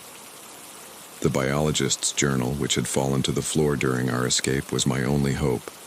I grabbed it and ran, dodging the sticky fibers sprouting from the walls, and locked myself in the only place in the house that still seemed relatively normal, the bathroom. It was a small space with cold tiles, and for some reason the creature hadn't seemed to transform it. I propped a shelf against the door and sat on the freezing floor, the journal in my trembling hands. I knew I didn't have much time. I could hear the creature moving through the house, a constant sound of scraping and clicking, like an army of insects at work. I flipped through the journal frantically, looking for a weakness, a way to fight back. And I found it. On one of the last pages, the biologist had theorized about the organism's nature. Coming from a deep, lightless cave system, it was extremely vulnerable to one thing: massive, rapid dehydration. A high concentration of salt, he had written, should trigger an osmotic shock in its cells, disintegrating the membranes. But the application must be direct, on the nucleus. The heart. The heart. The pulsing membrane I had seen in the basement. That was my target. The journal also contained a small map of the house with an X marked in the basement, where he believed the organism's central core was located. My plan was as simple as it was suicidal. I had to get to the basement and attack the heart of the beast. I searched the bathroom cabinets, desperate. No salt. But then I remembered something. In the kitchen, for the renovation, we had bought several bags of plaster powder. Plaster, when mixed with water, undergoes an exothermic reaction, releasing heat. But in its powdered state, it's an extremely potent desiccant. It would absorb the moisture from the membrane with violent greed. It was my only weapon. I waited until the sounds in the house quieted down. With my heart in my throat, I removed the barricade and opened the bathroom door. The landscape of my home was a nightmare. The hallways had narrowed, the organic walls pulsing gently. The ceiling was covered in a web of tendons that dripped the sweet resin. I had to crawl on the floor to get to the kitchen, avoiding the appendages that hung from the ceiling like living stalactites. The bags of plaster were still there. They were heavy, but adrenaline gave me strength I didn't know I had. I dragged one of the 50-pound bags with me. The journey to the basement was a trip through hell. The house, now feeling like an active threat, tried to stop me. Sticky fibers erupted from the floor to trap my feet. The walls narrowed as I passed, trying to crush me. The main hallway had become a peristaltic tunnel that contracted and expanded slowly, forcing me to crawl through its damp, foul-smelling interior. At one point, a sharp appendage like a spear shot out from a wall, missing my head by inches. I wasn't just fighting a creature. I was fighting the very architecture of the nightmare that had been my home. Finally, I reached the basement door. It was swollen, warped, but not sealed. I kicked it open and threw myself down the stairs, dragging the bag of plaster with me. The basement had been transformed. It was no longer a stone cellar. It was an organic cavern. The walls were pulsing, translucent membranes, and inside them, I could see dark shapes moving. The floor was covered by a fleshy, damp carpet, and in the center, where I had broken the wall days before, was the heart. It was much bigger now. A gigantic, pulsating sphere, the size of a small car, from whose center hundreds of dark arteries snaked into the walls and ceiling, feeding the rest of the house. The air was almost unbreathable, thick with the stench of decay and honey. As soon as I entered, the heart seemed to sense me. Its pulsing rhythm accelerated, and from the walls around me, the chitinous appendages emerged, dozens of them like the legs of a monstrous spider, and lunged at me. I dodged the first, rolling across the fleshy floor. The second hit me in the back, throwing me against one of the membranous walls which cushioned the blow like a cushion of flesh. The bag of plaster slipped from my hands. The appendages focused on it, piercing it, perhaps mistaking it for a threat. White powder spilled onto the floor. That was my moment. While the creature was distracted, I ran to the bag, ripped it open completely, and using a broken shovel I found in a corner, began to throw handfuls of plaster directly at the pulsing heart. The reaction was immediate and violent. The instant the white powder touched the wet membrane, it began to smoke.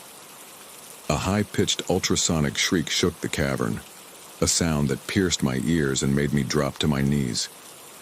The heart began to contract spasmodically. Where the plaster had landed, the membrane was drying, cracking, turning black and brittle. The appendages withdrew from the bag and turned on me with renewed fury. In response to my attack, the heart emitted a pulse of mental energy, a wave of pure terror that slammed into my mind. I saw fleeting, horrific images, the faces of other victims, the biologist's despair, as the nest tried to break me from the inside. I fought against the wave of panic, clinging to the image of Brenda. I threw another shovelful of plaster. The shriek intensified. The entire creature convulsed. The entire house. I heard a roar from upstairs, the sound of the organic structures collapsing. An appendage grabbed my leg, its sharp tip piercing my pants and my skin. The pain was blinding, but using the shovel for support, I got up and hurled the rest of the bag's contents onto the heart. The pulsating sphere deflated with a disgusting sound, like a giant lung exhaling for the last time. A thick black liquid gushed from the cracks. The creature convulsed one final time, and then everything stopped. The appendages went limp. The one holding my leg loosened and fell to the floor, lifeless. I limped up the stairs and saw the devastation. The organic structures were disintegrating, turning into a gray dust that fell from the walls and ceiling. The smell was gone. I ran to the bedroom. The wall where Brenda had been absorbed had cracked open. I hit the brittle surface with the shovel and it crumbled like an eggshell. Inside, Brenda lay unconscious, wrapped in the dry, hard remains of the fibers. Freeing her wasn't easy. The dried filaments were sharp as glass, and I had to break them carefully to avoid cutting her. I carried her out of there and left the ruined house without looking back, as the last tremors of the dying structure shook the ground beneath my feet, and the ceiling collapsed behind us. Months have passed. Brenda remembers almost nothing of what happened, only a confusing nightmare from which she sometimes wakes up trembling.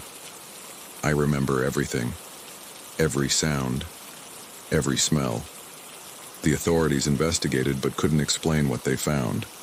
They talked about a strange, destructive fungus of structural failure. No one would believe the truth. We sold the land to a developer who demolished the remains of the house to build apartments. Sometimes I wonder if a spore might have survived in the foundations waiting for a new, inorganic host. We live in a small apartment now in the city center, a place of steel and glass. But I no longer see buildings as inert structures. I see them as skeletons waiting. I've learned that a home isn't just a shelter, sometimes it can be a skin, and that there are creatures that don't look for a body to inhabit, but a house to turn into their own body. The worst horror isn't having a monster in your house, it's discovering your house is the monster.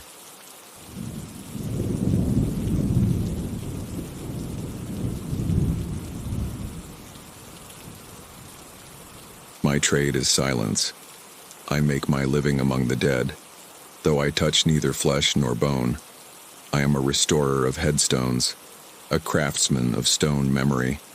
My work is to restore dignity to the names that time and rain try to erase.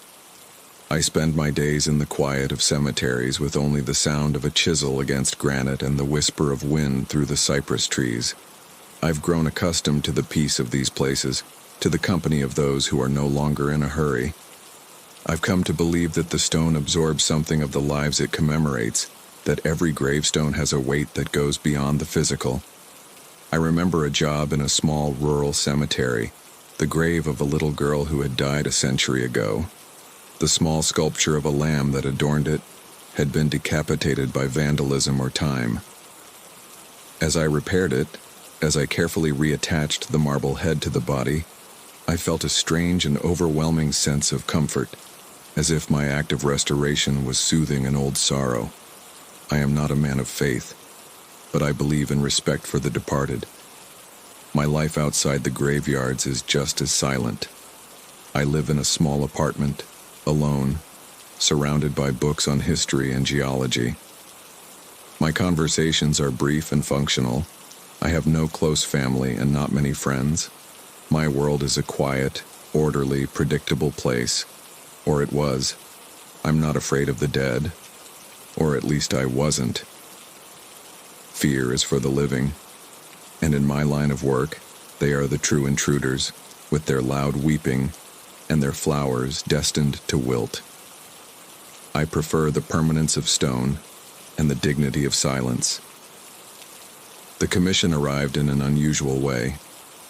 It wasn't through a funeral home or the city, but in a letter delivered by hand by a pale-faced man in a dark suit. The letter, written on thick, yellowish paper, bore the seal of the Valdemar family. The name meant nothing to me, but the job they offered was too good to refuse. They wanted me to restore and permanently seal their family mausoleum in the old cemetery, the oldest and most neglected in the city. The pay was exorbitant, enough to live on for a year without working. The man who handed me the letter didn't say a word. He just watched me read it with eyes that didn't seem to blink. When I nodded, he simply gave a slight bow and left, leaving me with the envelope and a strange feeling of cold.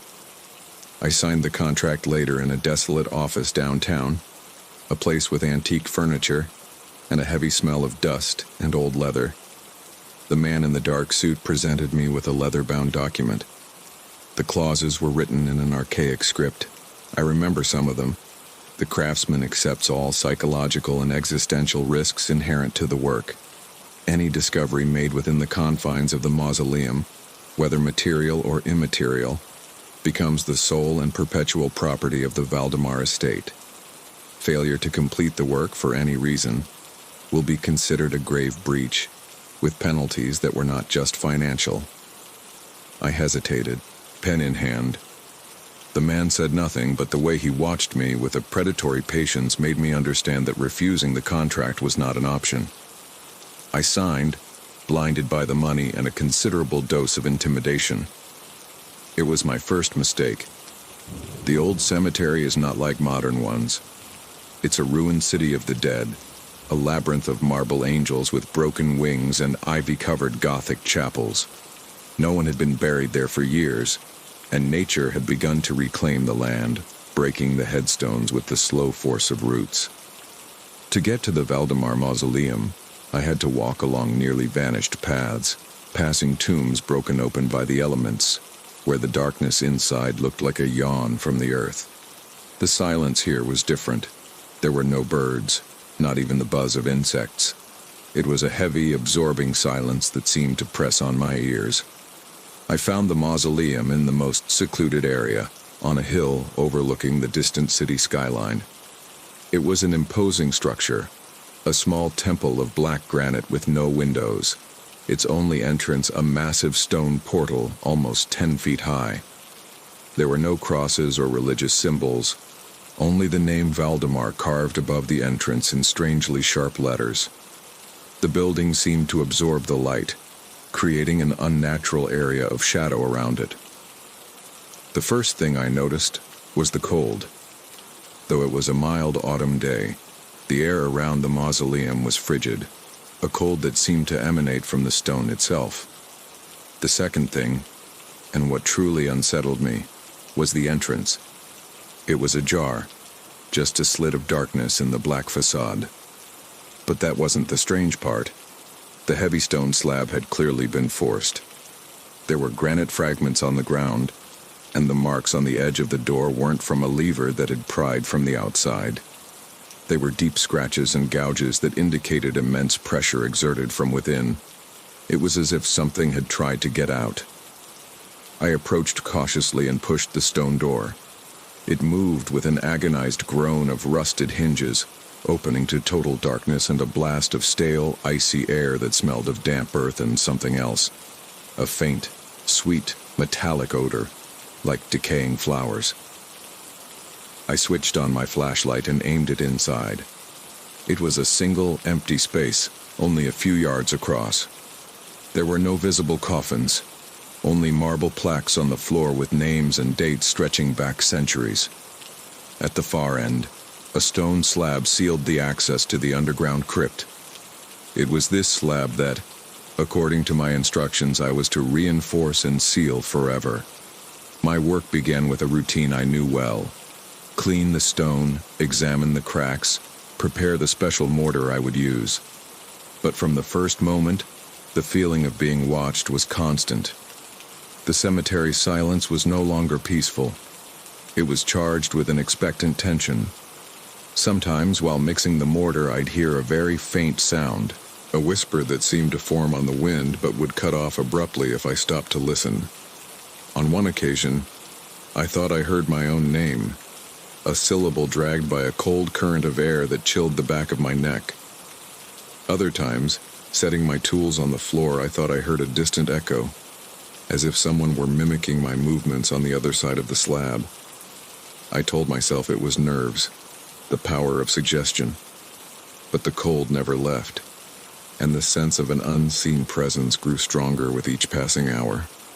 The man in the dark suit visited me every 2 days. He appeared silently, making no noise as he walked on the dry grass.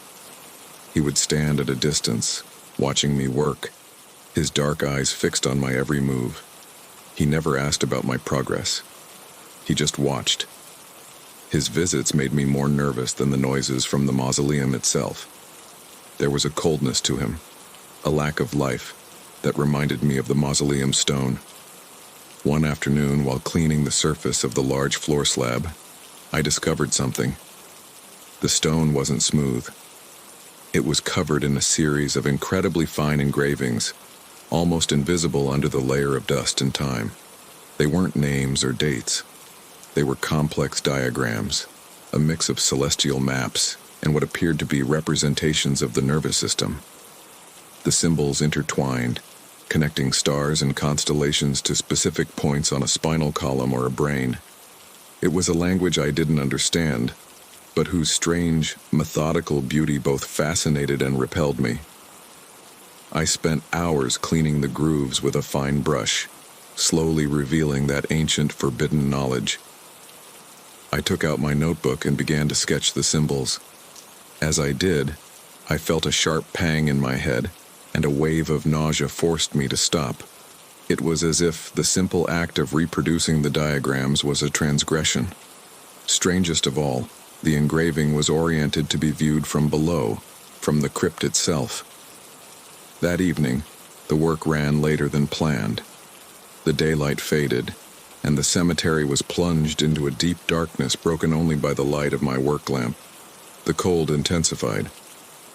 As I applied the first layer of mortar to the edges of the slab, I heard a sound that could not have been my imagination. A scratch.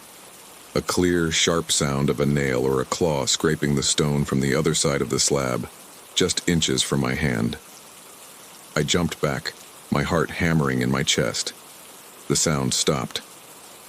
I waited, holding my breath, in absolute silence. And then, the scratch came again, this time longer, more insistent. A sound of infinite desperation, the sound of a caged animal. I backed away to the doorway, my eyes fixed on the slab. There couldn't be anything down there. Bodies decompose. They turn to dust, it's the law of nature. But whatever was on the other side of that stone was not dust. It was awake, and it wasn't alone. I heard another scratch and another, and then a chorus of them, scraping the stone from different points beneath the floor. A blind panic seized me. I gathered my tools and ran out of the mausoleum without looking back. I sprinted through the dark paths of the cemetery, tripping over roots and fallen headstones, until I reached the safety of the main gate. I didn't sleep that night. The image of those engravings and the sound of the scratching replayed in my mind over and over. I wanted to quit the job. I wanted to call the man in the dark suit and tell him to keep his money and his cursed mausoleum. But I knew I couldn't. I had accepted a substantial advance, and something in that man's gaze told me they wouldn't take no for an answer.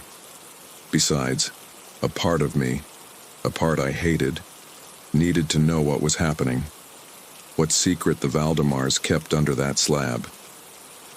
The next day, I returned to the cemetery with the first ray of sunlight. The fear was still there, but the daylight kept it at bay.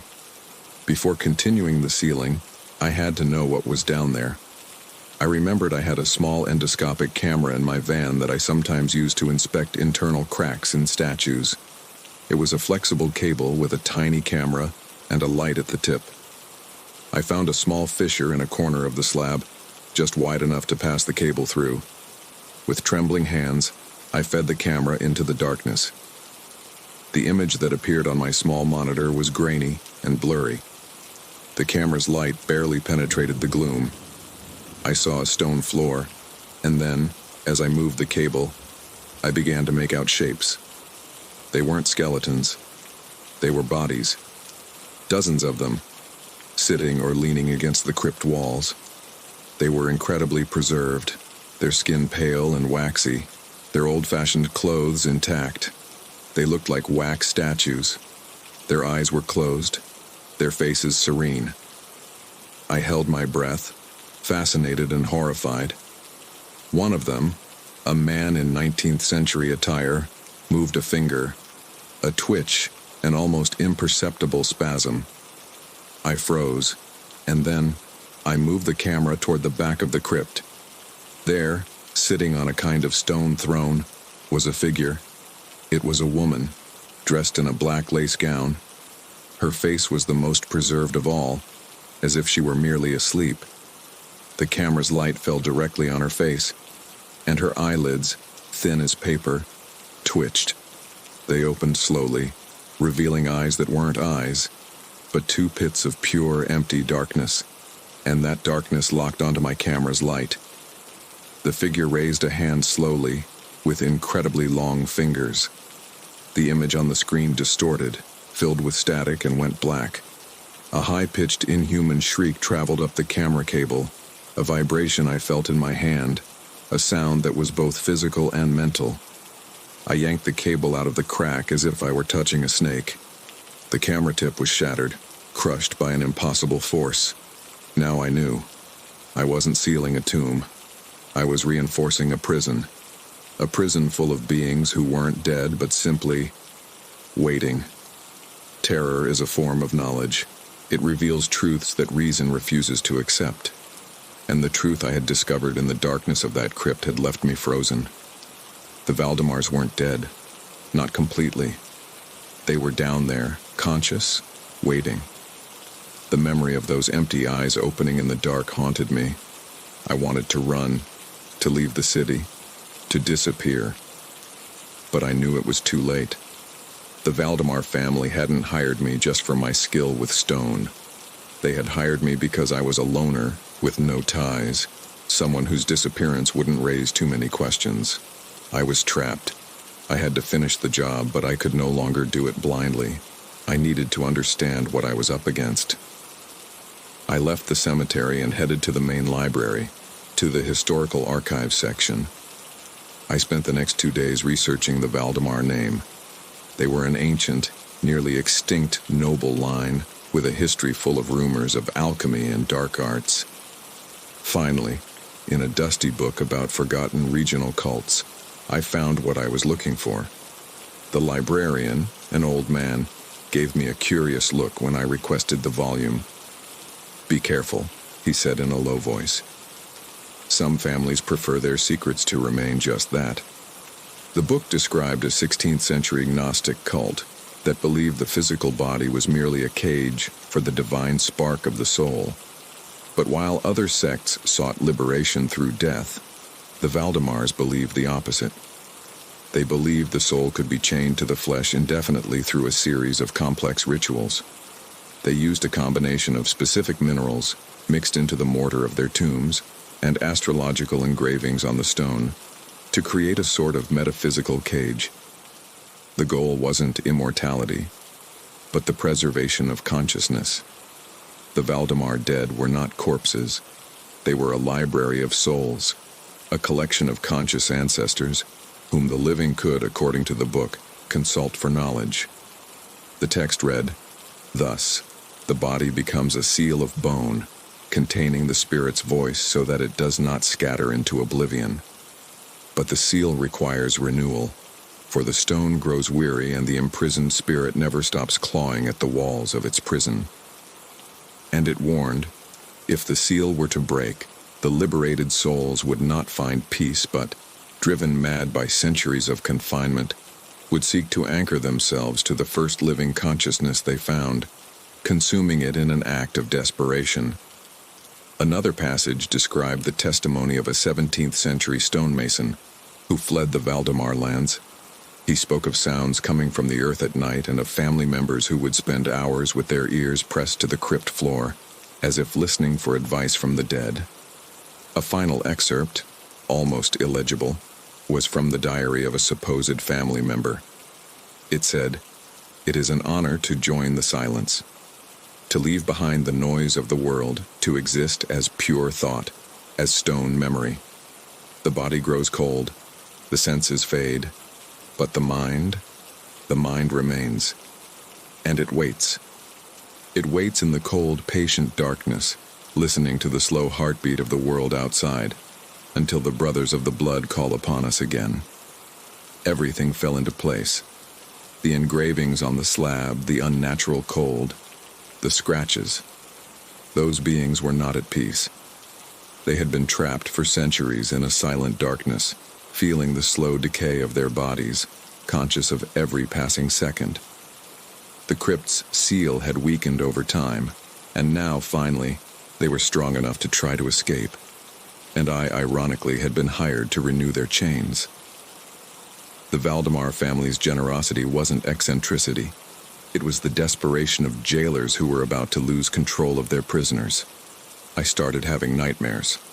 I dreamed I was in the crypt, surrounded by the motionless figures, and I could hear their thoughts, a chorus of silent madness, a torrent of centuries of trapped sensations unable to be expressed. I would wake up in a cold sweat, the sound of scratching echoing in my own head. I started seeing the man in the dark suit around the city. Or I thought I did. A distant figure watching me from a street corner, who would vanish if I tried to approach. One night while I was in my apartment, the landline rang. When I picked it up, all I heard was static. But underneath it, very faintly, I heard a chorus of whispers, the same pleas I heard at the mausoleum. I hung up, terrified. The mausoleum's influence was following me home. I returned to work with a new, terrible perspective. Every strike of my hammer, every trowel of mortar, was another nail in the coffin of those tortured souls. The phenomena at the mausoleum intensified. The whispers were no longer vague. Sometimes I could distinguish words, broken phrases in an archaic Latin. Please, free us, pain, darkness. The walls of the mausoleum vibrated with a contained energy, and the floor slab would sometimes tremble under my feet, as if a beast were battering it from below.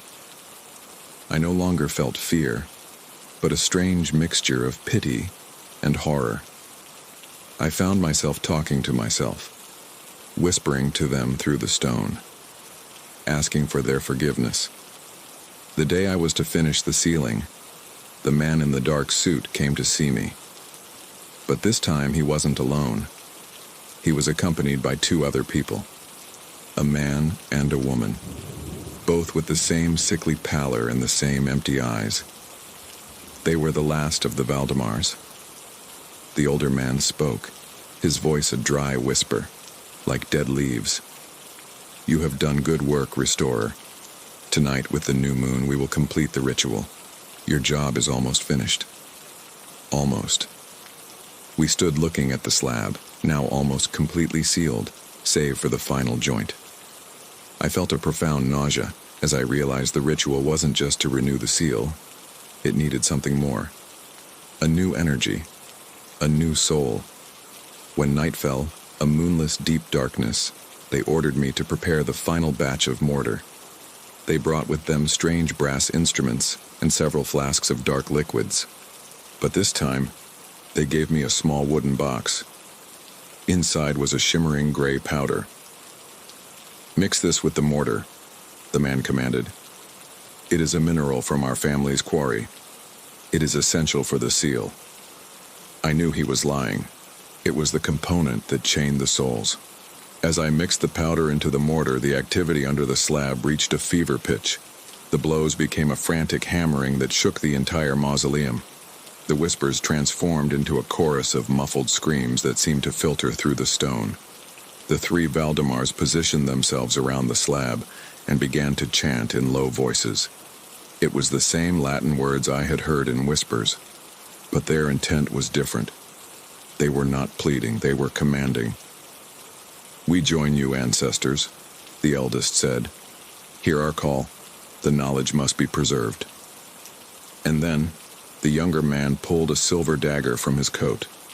He approached his sister, and she, with an expression of ecstasy on her face, held out her pale wrist.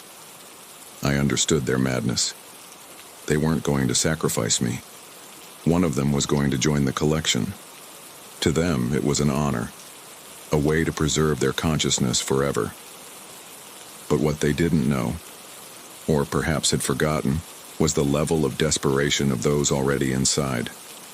The moment the tip of the dagger touched the woman's skin, the floor slab exploded upward.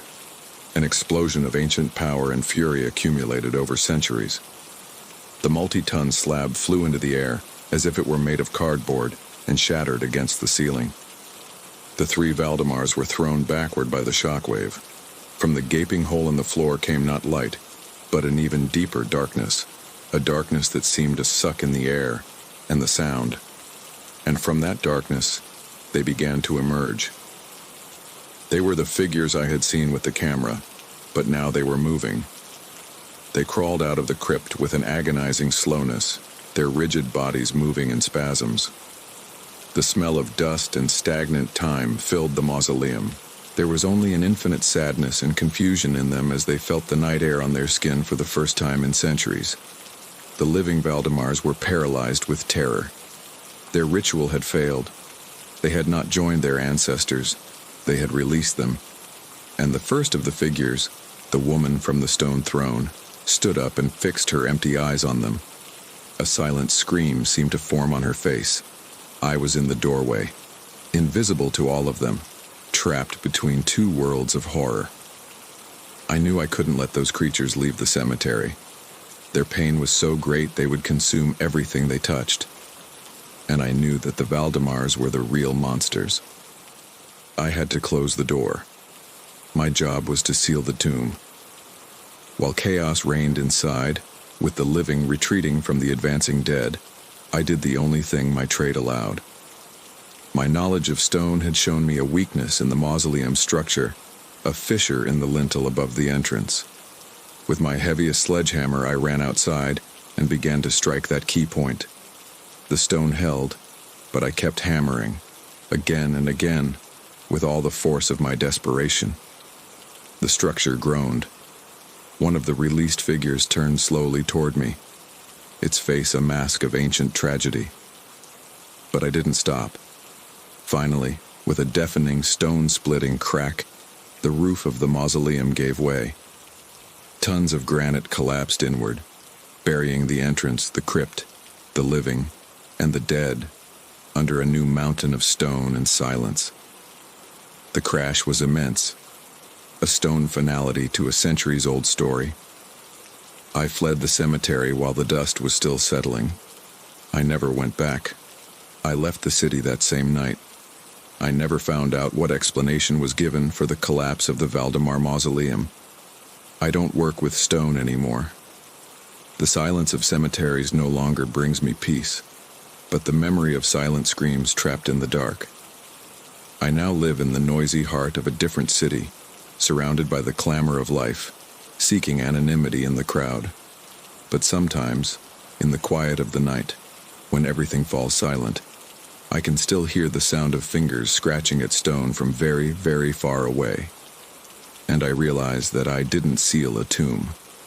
I just built a bigger one. And I wonder if the silence I seek so desperately now is just an echo of the one I helped create.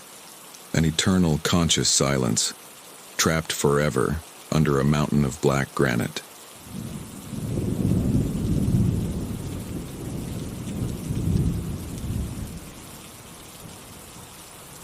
My old life had ended with the sound of an oak door closing. The click of the lock was sharp, final, and echoed in the empty boardroom like the final period on a long sentence. I had lost everything. The business I had built for a decade had evaporated in a whirlwind of bad decisions and silent betrayals. I remember the last meeting, the way my partner, a man I considered a brother, presented the final numbers to me with the cold precision of a surgeon. There was no anger in his voice, just a kind of bureaucratic disappointment, as if my ruin were a simple accounting entry. That indifference was worse than any shout. They stripped me of my creation, leaving me with debts and a shame so thick it was hard to breathe. In the weeks that followed, I became a ghost in my own life. The calls stopped. Friends found excuses not to meet. Failure is a contagious disease no one wants to catch. Every night, in the small rented apartment I could barely afford, the echo of that door and the memory of that empty gaze kept me from sleeping. I needed to escape, to find a place so silent it could drown out the noise of my own failure. I found it in a dusty advertisement pinned on the bulletin board at a real estate office in a town lost on the map. It spoke of a country house at a price that wasn't just low, but impossible. So cheap that anyone in their right mind would have walked away, but I was no longer in my right mind. Desperation had emptied me of all caution. The real estate agent, a man named Fermin, had skin creased with wrinkles and eyes that seemed tired of keeping the town's secrets. He served me a watery coffee in his office, which smelled of old paper and resignation. He didn't try to sell me the house. It seemed more like he was trying to dissuade me. "The house has been on the market for 15 years, he said, stirring his coffee without looking at me. It's isolated, several miles from the last paved road. The pipes are made of lead, and the roof has more holes than a sieve." He told me the former owner, a watchmaker of foreign origin named Elias, had passed away inside it a long time ago. The mailman found him after 2 weeks of mail piled up, Fermin explained, lowering his voice. The strange thing is, according to the coroner, he'd only been dead for about 12 hours. But the dust around him was as if he'd been there for years. On his nightstand was a glass of fresh milk, which hadn't curdled, and next to it, a week-old newspaper that was yellow and brittle, like it was 50 years old. Nothing made sense. It's as if time had gone mad in there before it stopped. Then, Fermin mentioned the clause. "This is the part that scares everyone off," he warned, leaning over the table. Elias's will was very clear.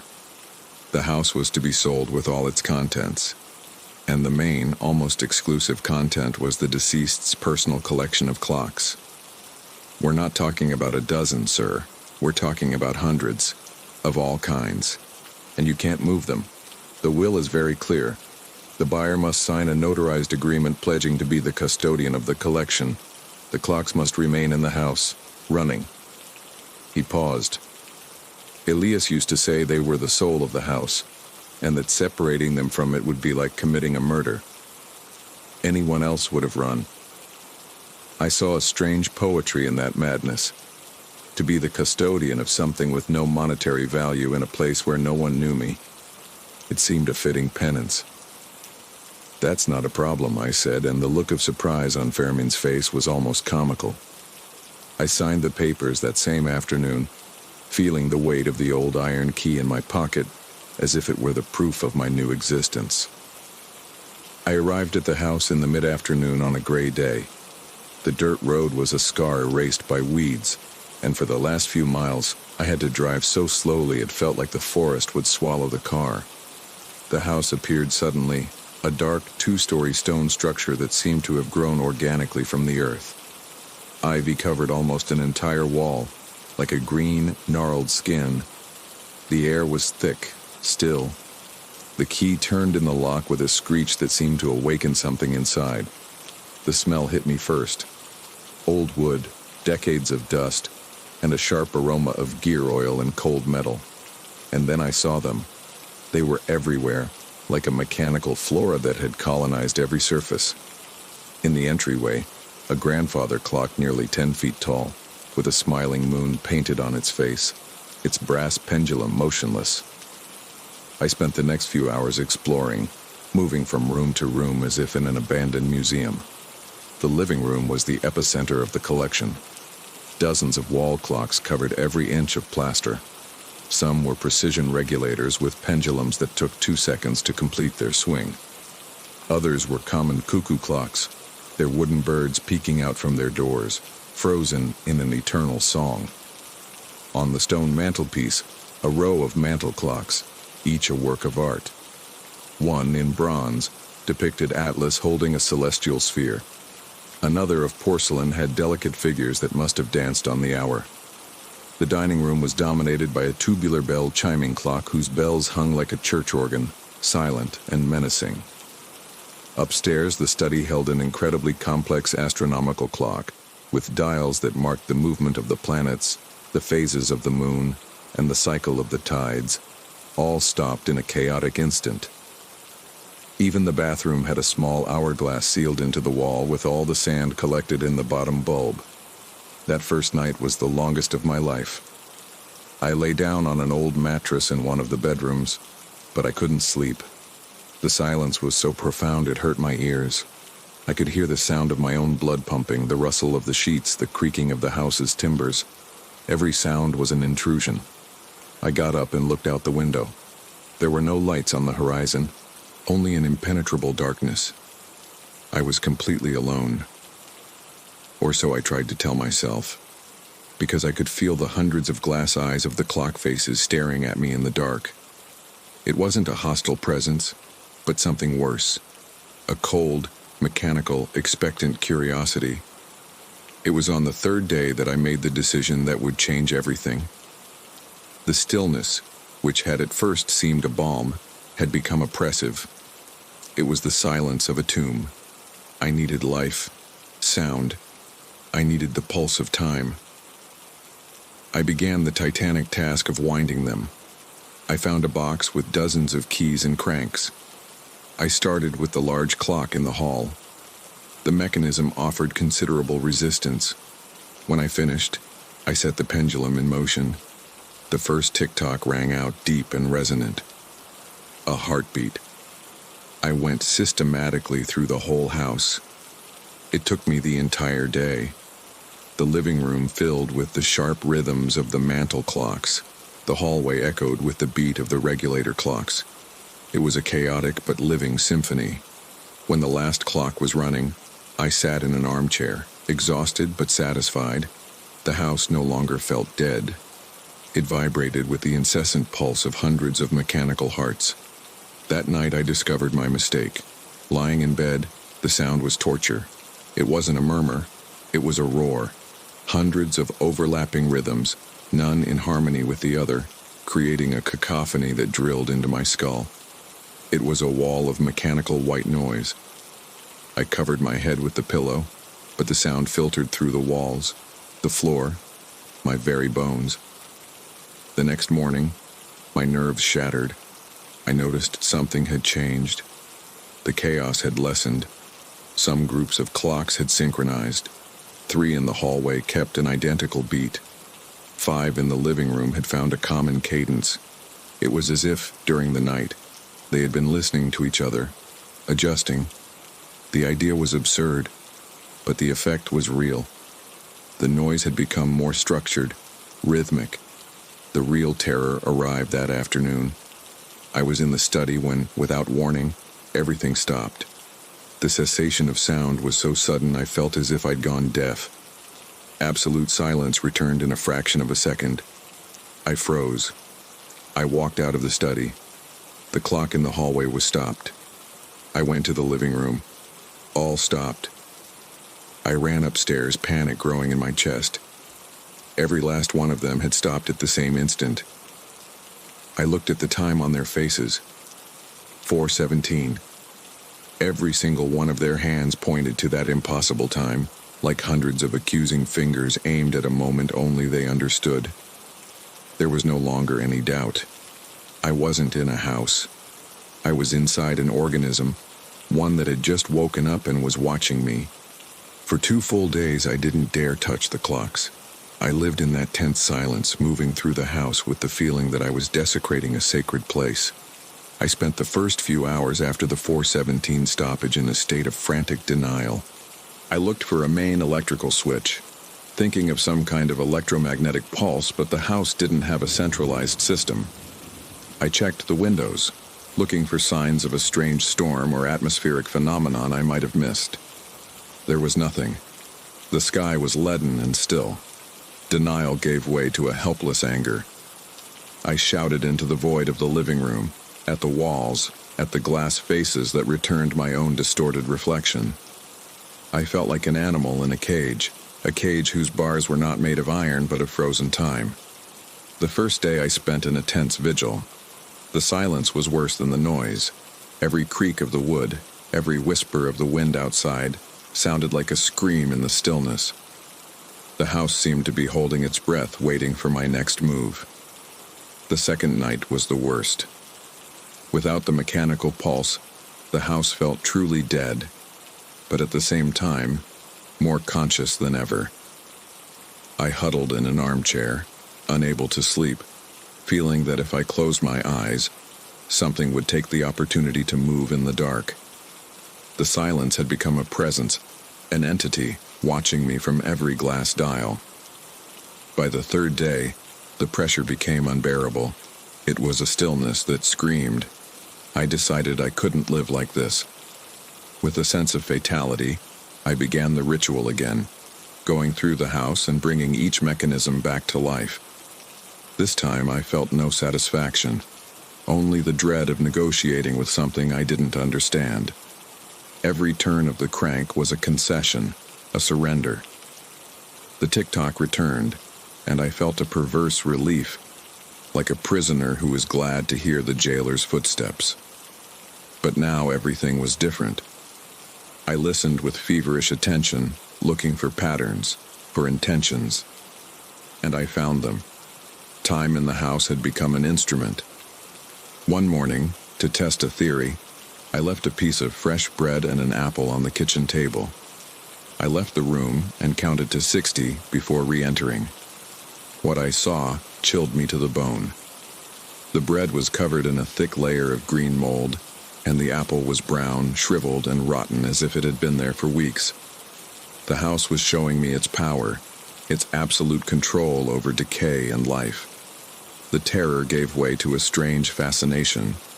The phenomena became more direct. One afternoon, while in the library, I saw a figure in the hallway out of the corner of my eye. It was a blurry, almost transparent silhouette of an old man with glasses, bent over one of the wall clocks with a tool in his hand. It vanished in a blink. It wasn't a ghost in the traditional sense. It was an echo, a fragment of the past caught in a loop, like a glitch in a recording. The house didn't just warp time, it preserved it, and sometimes layers of the past would filter into the present. I approached the spot where the figure had been. The air was noticeably colder, and it smelled faintly of pipe tobacco. My connection to the outside world faded. The dirt road seemed an insurmountable obstacle. The idea of going to town filled me with a paralyzing anxiety. In a final act of defiance, I decided to test the limits of my prison. I took a small silver mantel clock, one I found particularly beautiful, and headed for the front door. If I could just get one out, it would mean I still had some control.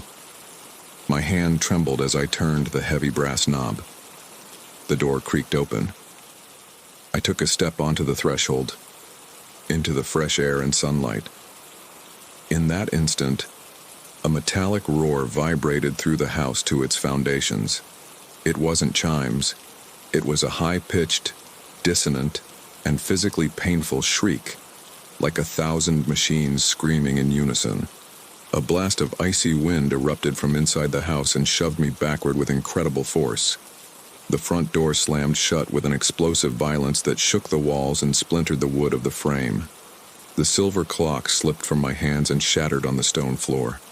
The sound ceased. I stood, panting, in the silent entryway, staring at the closed door. I was, without a doubt, trapped. Defeated, I collapsed. It was then, as I lay on the floor, that my hand brushed against the base of the large grandfather clock. I felt a loose piece of wood. I pulled on it. A small, nearly invisible secret compartment opened. Inside were several leather-bound notebooks, tied with a ribbon. They were the watchmaker's notebooks. I sat right there and began to read by the light filtering through the skylight. Elias's handwriting was precise at first, but became increasingly erratic. They were a mix of technical notes, philosophy, and pure paranoia. The house is an anchor, He wrote in one of the first entries, "A fixed point in the ocean of time. The outside universe is governed by entropy, a one-way arrow toward decay and death. It is a sick, chaotic time. But in here, order is possible. Time doesn't pass, it's cultivated, like in a garden. The clocks don't measure it, they emit it. Each one generates a chronostatic field, a vibration that imposes order on reality. Together they create this bubble, this sanctuary. But the tuning is delicate. A single second of deviation can create a dissonance, a temporal sickness in a room." Further on, I found descriptions of his experiments recorded with a terrifying clinical coldness. Today I conducted a crucial experiment. I introduced a sparrow I found with a broken wing. I left it in the study, where the temporal flow is most stable. At first it seemed to recover, but then its cage must have passed through an accelerated time stream I failed to detect. In less than an hour, I watched it age. Its plumage turned gray, it trembled, and finally it turned to dust and a few dry feathers. The remains vanished shortly after. This house does not tolerate life other than its own. It recycles organic matter alien to its system. It is a perfectly closed and self-sufficient system. His obsession culminated in the search for what he called the master, the primordial clock. I have found my predecessor's notes. He believed the master was a mechanism that could be improved, optimized. Such arrogance. He tried to open it, to tamper with its gears. The house punished him. I found him as dust in the basement. His body aged 100 years in a single night. His tools rusted beside him. The master is not a machine that can be repaired. It is a consciousness. It cannot be wound with a key, but with one's own will, one's own life. I will not seek to control it, like the fool who came before me. I will seek to serve it. I will join it. I will become part of the eternal mechanism. As I closed the last notebook, the sun was setting, staining the living room a bloody red. I was no longer a terrified prisoner. I had become an acolyte. I understood that I had not been drawn to the house by chance. I had been chosen. And now, I had a purpose. I had to find the master and continue the guardian's work.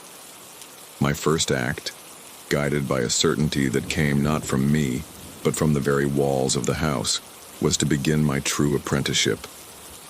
Reading the notebooks hadn't brought me horror, but a strange and terrifying clarity. The fight was over because now I understood the rules. I accepted my new role with a resignation that felt very much like devotion. My purpose was no longer to escape, but to maintain the integrity of this fragile bubble of ordered time. My life became a ritual.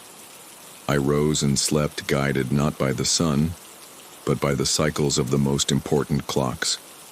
Noon was marked by the solemn chime in the dining room, midnight by the single deep gong from the study clock. I spent my days moving through the house like a doctor on his rounds. I began to follow the procedures Elias described in his notes. The most important was the great weekly calibration. Every Sunday morning, I would stop all the clocks in the house. The resulting silence was no longer threatening, but reverential, the silence of a temple before a service.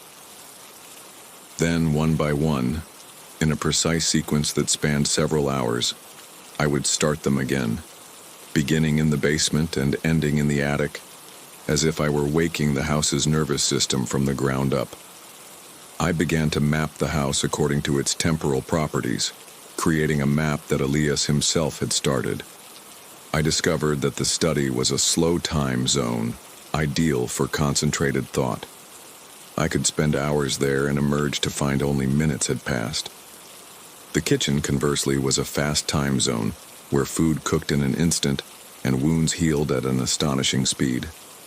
I drew a detailed floor plan of the house, marking the currents and stagnant zones in different colors. I learned to feel these currents, a subtle dizziness or a strange lucidity that told me what kind of flow I was in. The house was teaching me, and I was learning with the devotion of a monk. My former self, the failed businessman, felt like the memory of another person, a previous life without meaning or purpose. The search for the master became the center of my existence. I knew from the notebooks that it wasn't an object I could find in a physical place. It was a presence, the nexus of the entire network. I reread the notebooks dozens of times looking for a clue, a key I might have missed. I became obsessed with Elias's final cryptic entry. The heartbeat weakens, it needs a new impulse. The impulse. I understood that I wasn't supposed to search but to listen. It wasn't about finding, but about being called. The master would not reveal itself until the house truly needed it, until Elias's vital pulse was about to be extinguished. My chance came months later during the worst storm I had ever seen. The wind howled like a wounded animal, and the rain beat against the windows with the fury of an army. Inside, the clocks seemed to feel the external turmoil. Their rhythms became erratic, nervous. I felt a strange vibration in the floor, an arrhythmia in the heart of the house. I knew the moment had come. The storm, the chaos of the outside time, was weakening the house's structure. Elias's pulse was failing. I ran to the entryway, to the foot of the large grandfather clock, the one I had always felt was the most powerful. I stood there as lightning illuminated the room with white, blinding flashes. And then, during one of those flashes, I saw it. The clock's face turned translucent. Behind the numbers and hands, I saw a human face superimposed, ethereal and gaunt, its eyes closed in an expression of absolute concentration.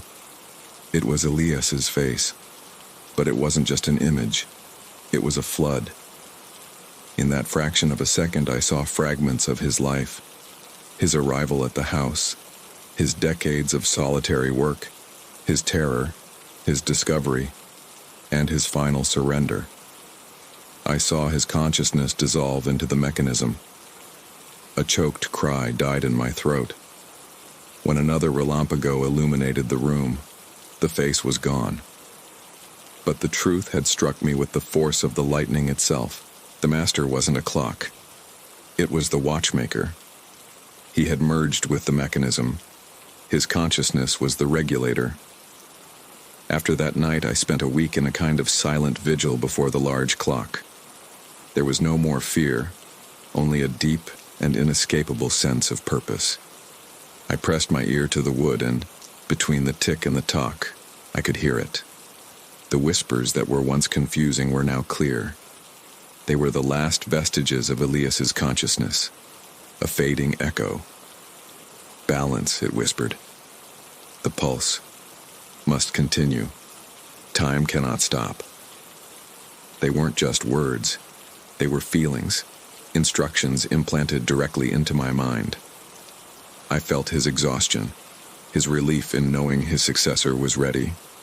It was a wordless conversation, a transfer of responsibility through the wood itself. The day of my transition was calm and sunny, in strange peace with the storm that had brought the revelation. I prepared myself. It wasn't a physical preparation, but a mental one. I said goodbye to my old life, to the memories of my failure. I wrote them on a final page in the watchmaker's notebook and left it in the secret compartment. The pulse is weak. The guardian is tired. It is my turn to keep time in its place. I give my time so that time does not stop. It is a fair exchange. I opened the door of the grandfather clock. The inside was dark and smelled of the eternity of dust. The great brass pendulum swung with a hypnotic majesty. It wasn't just metal.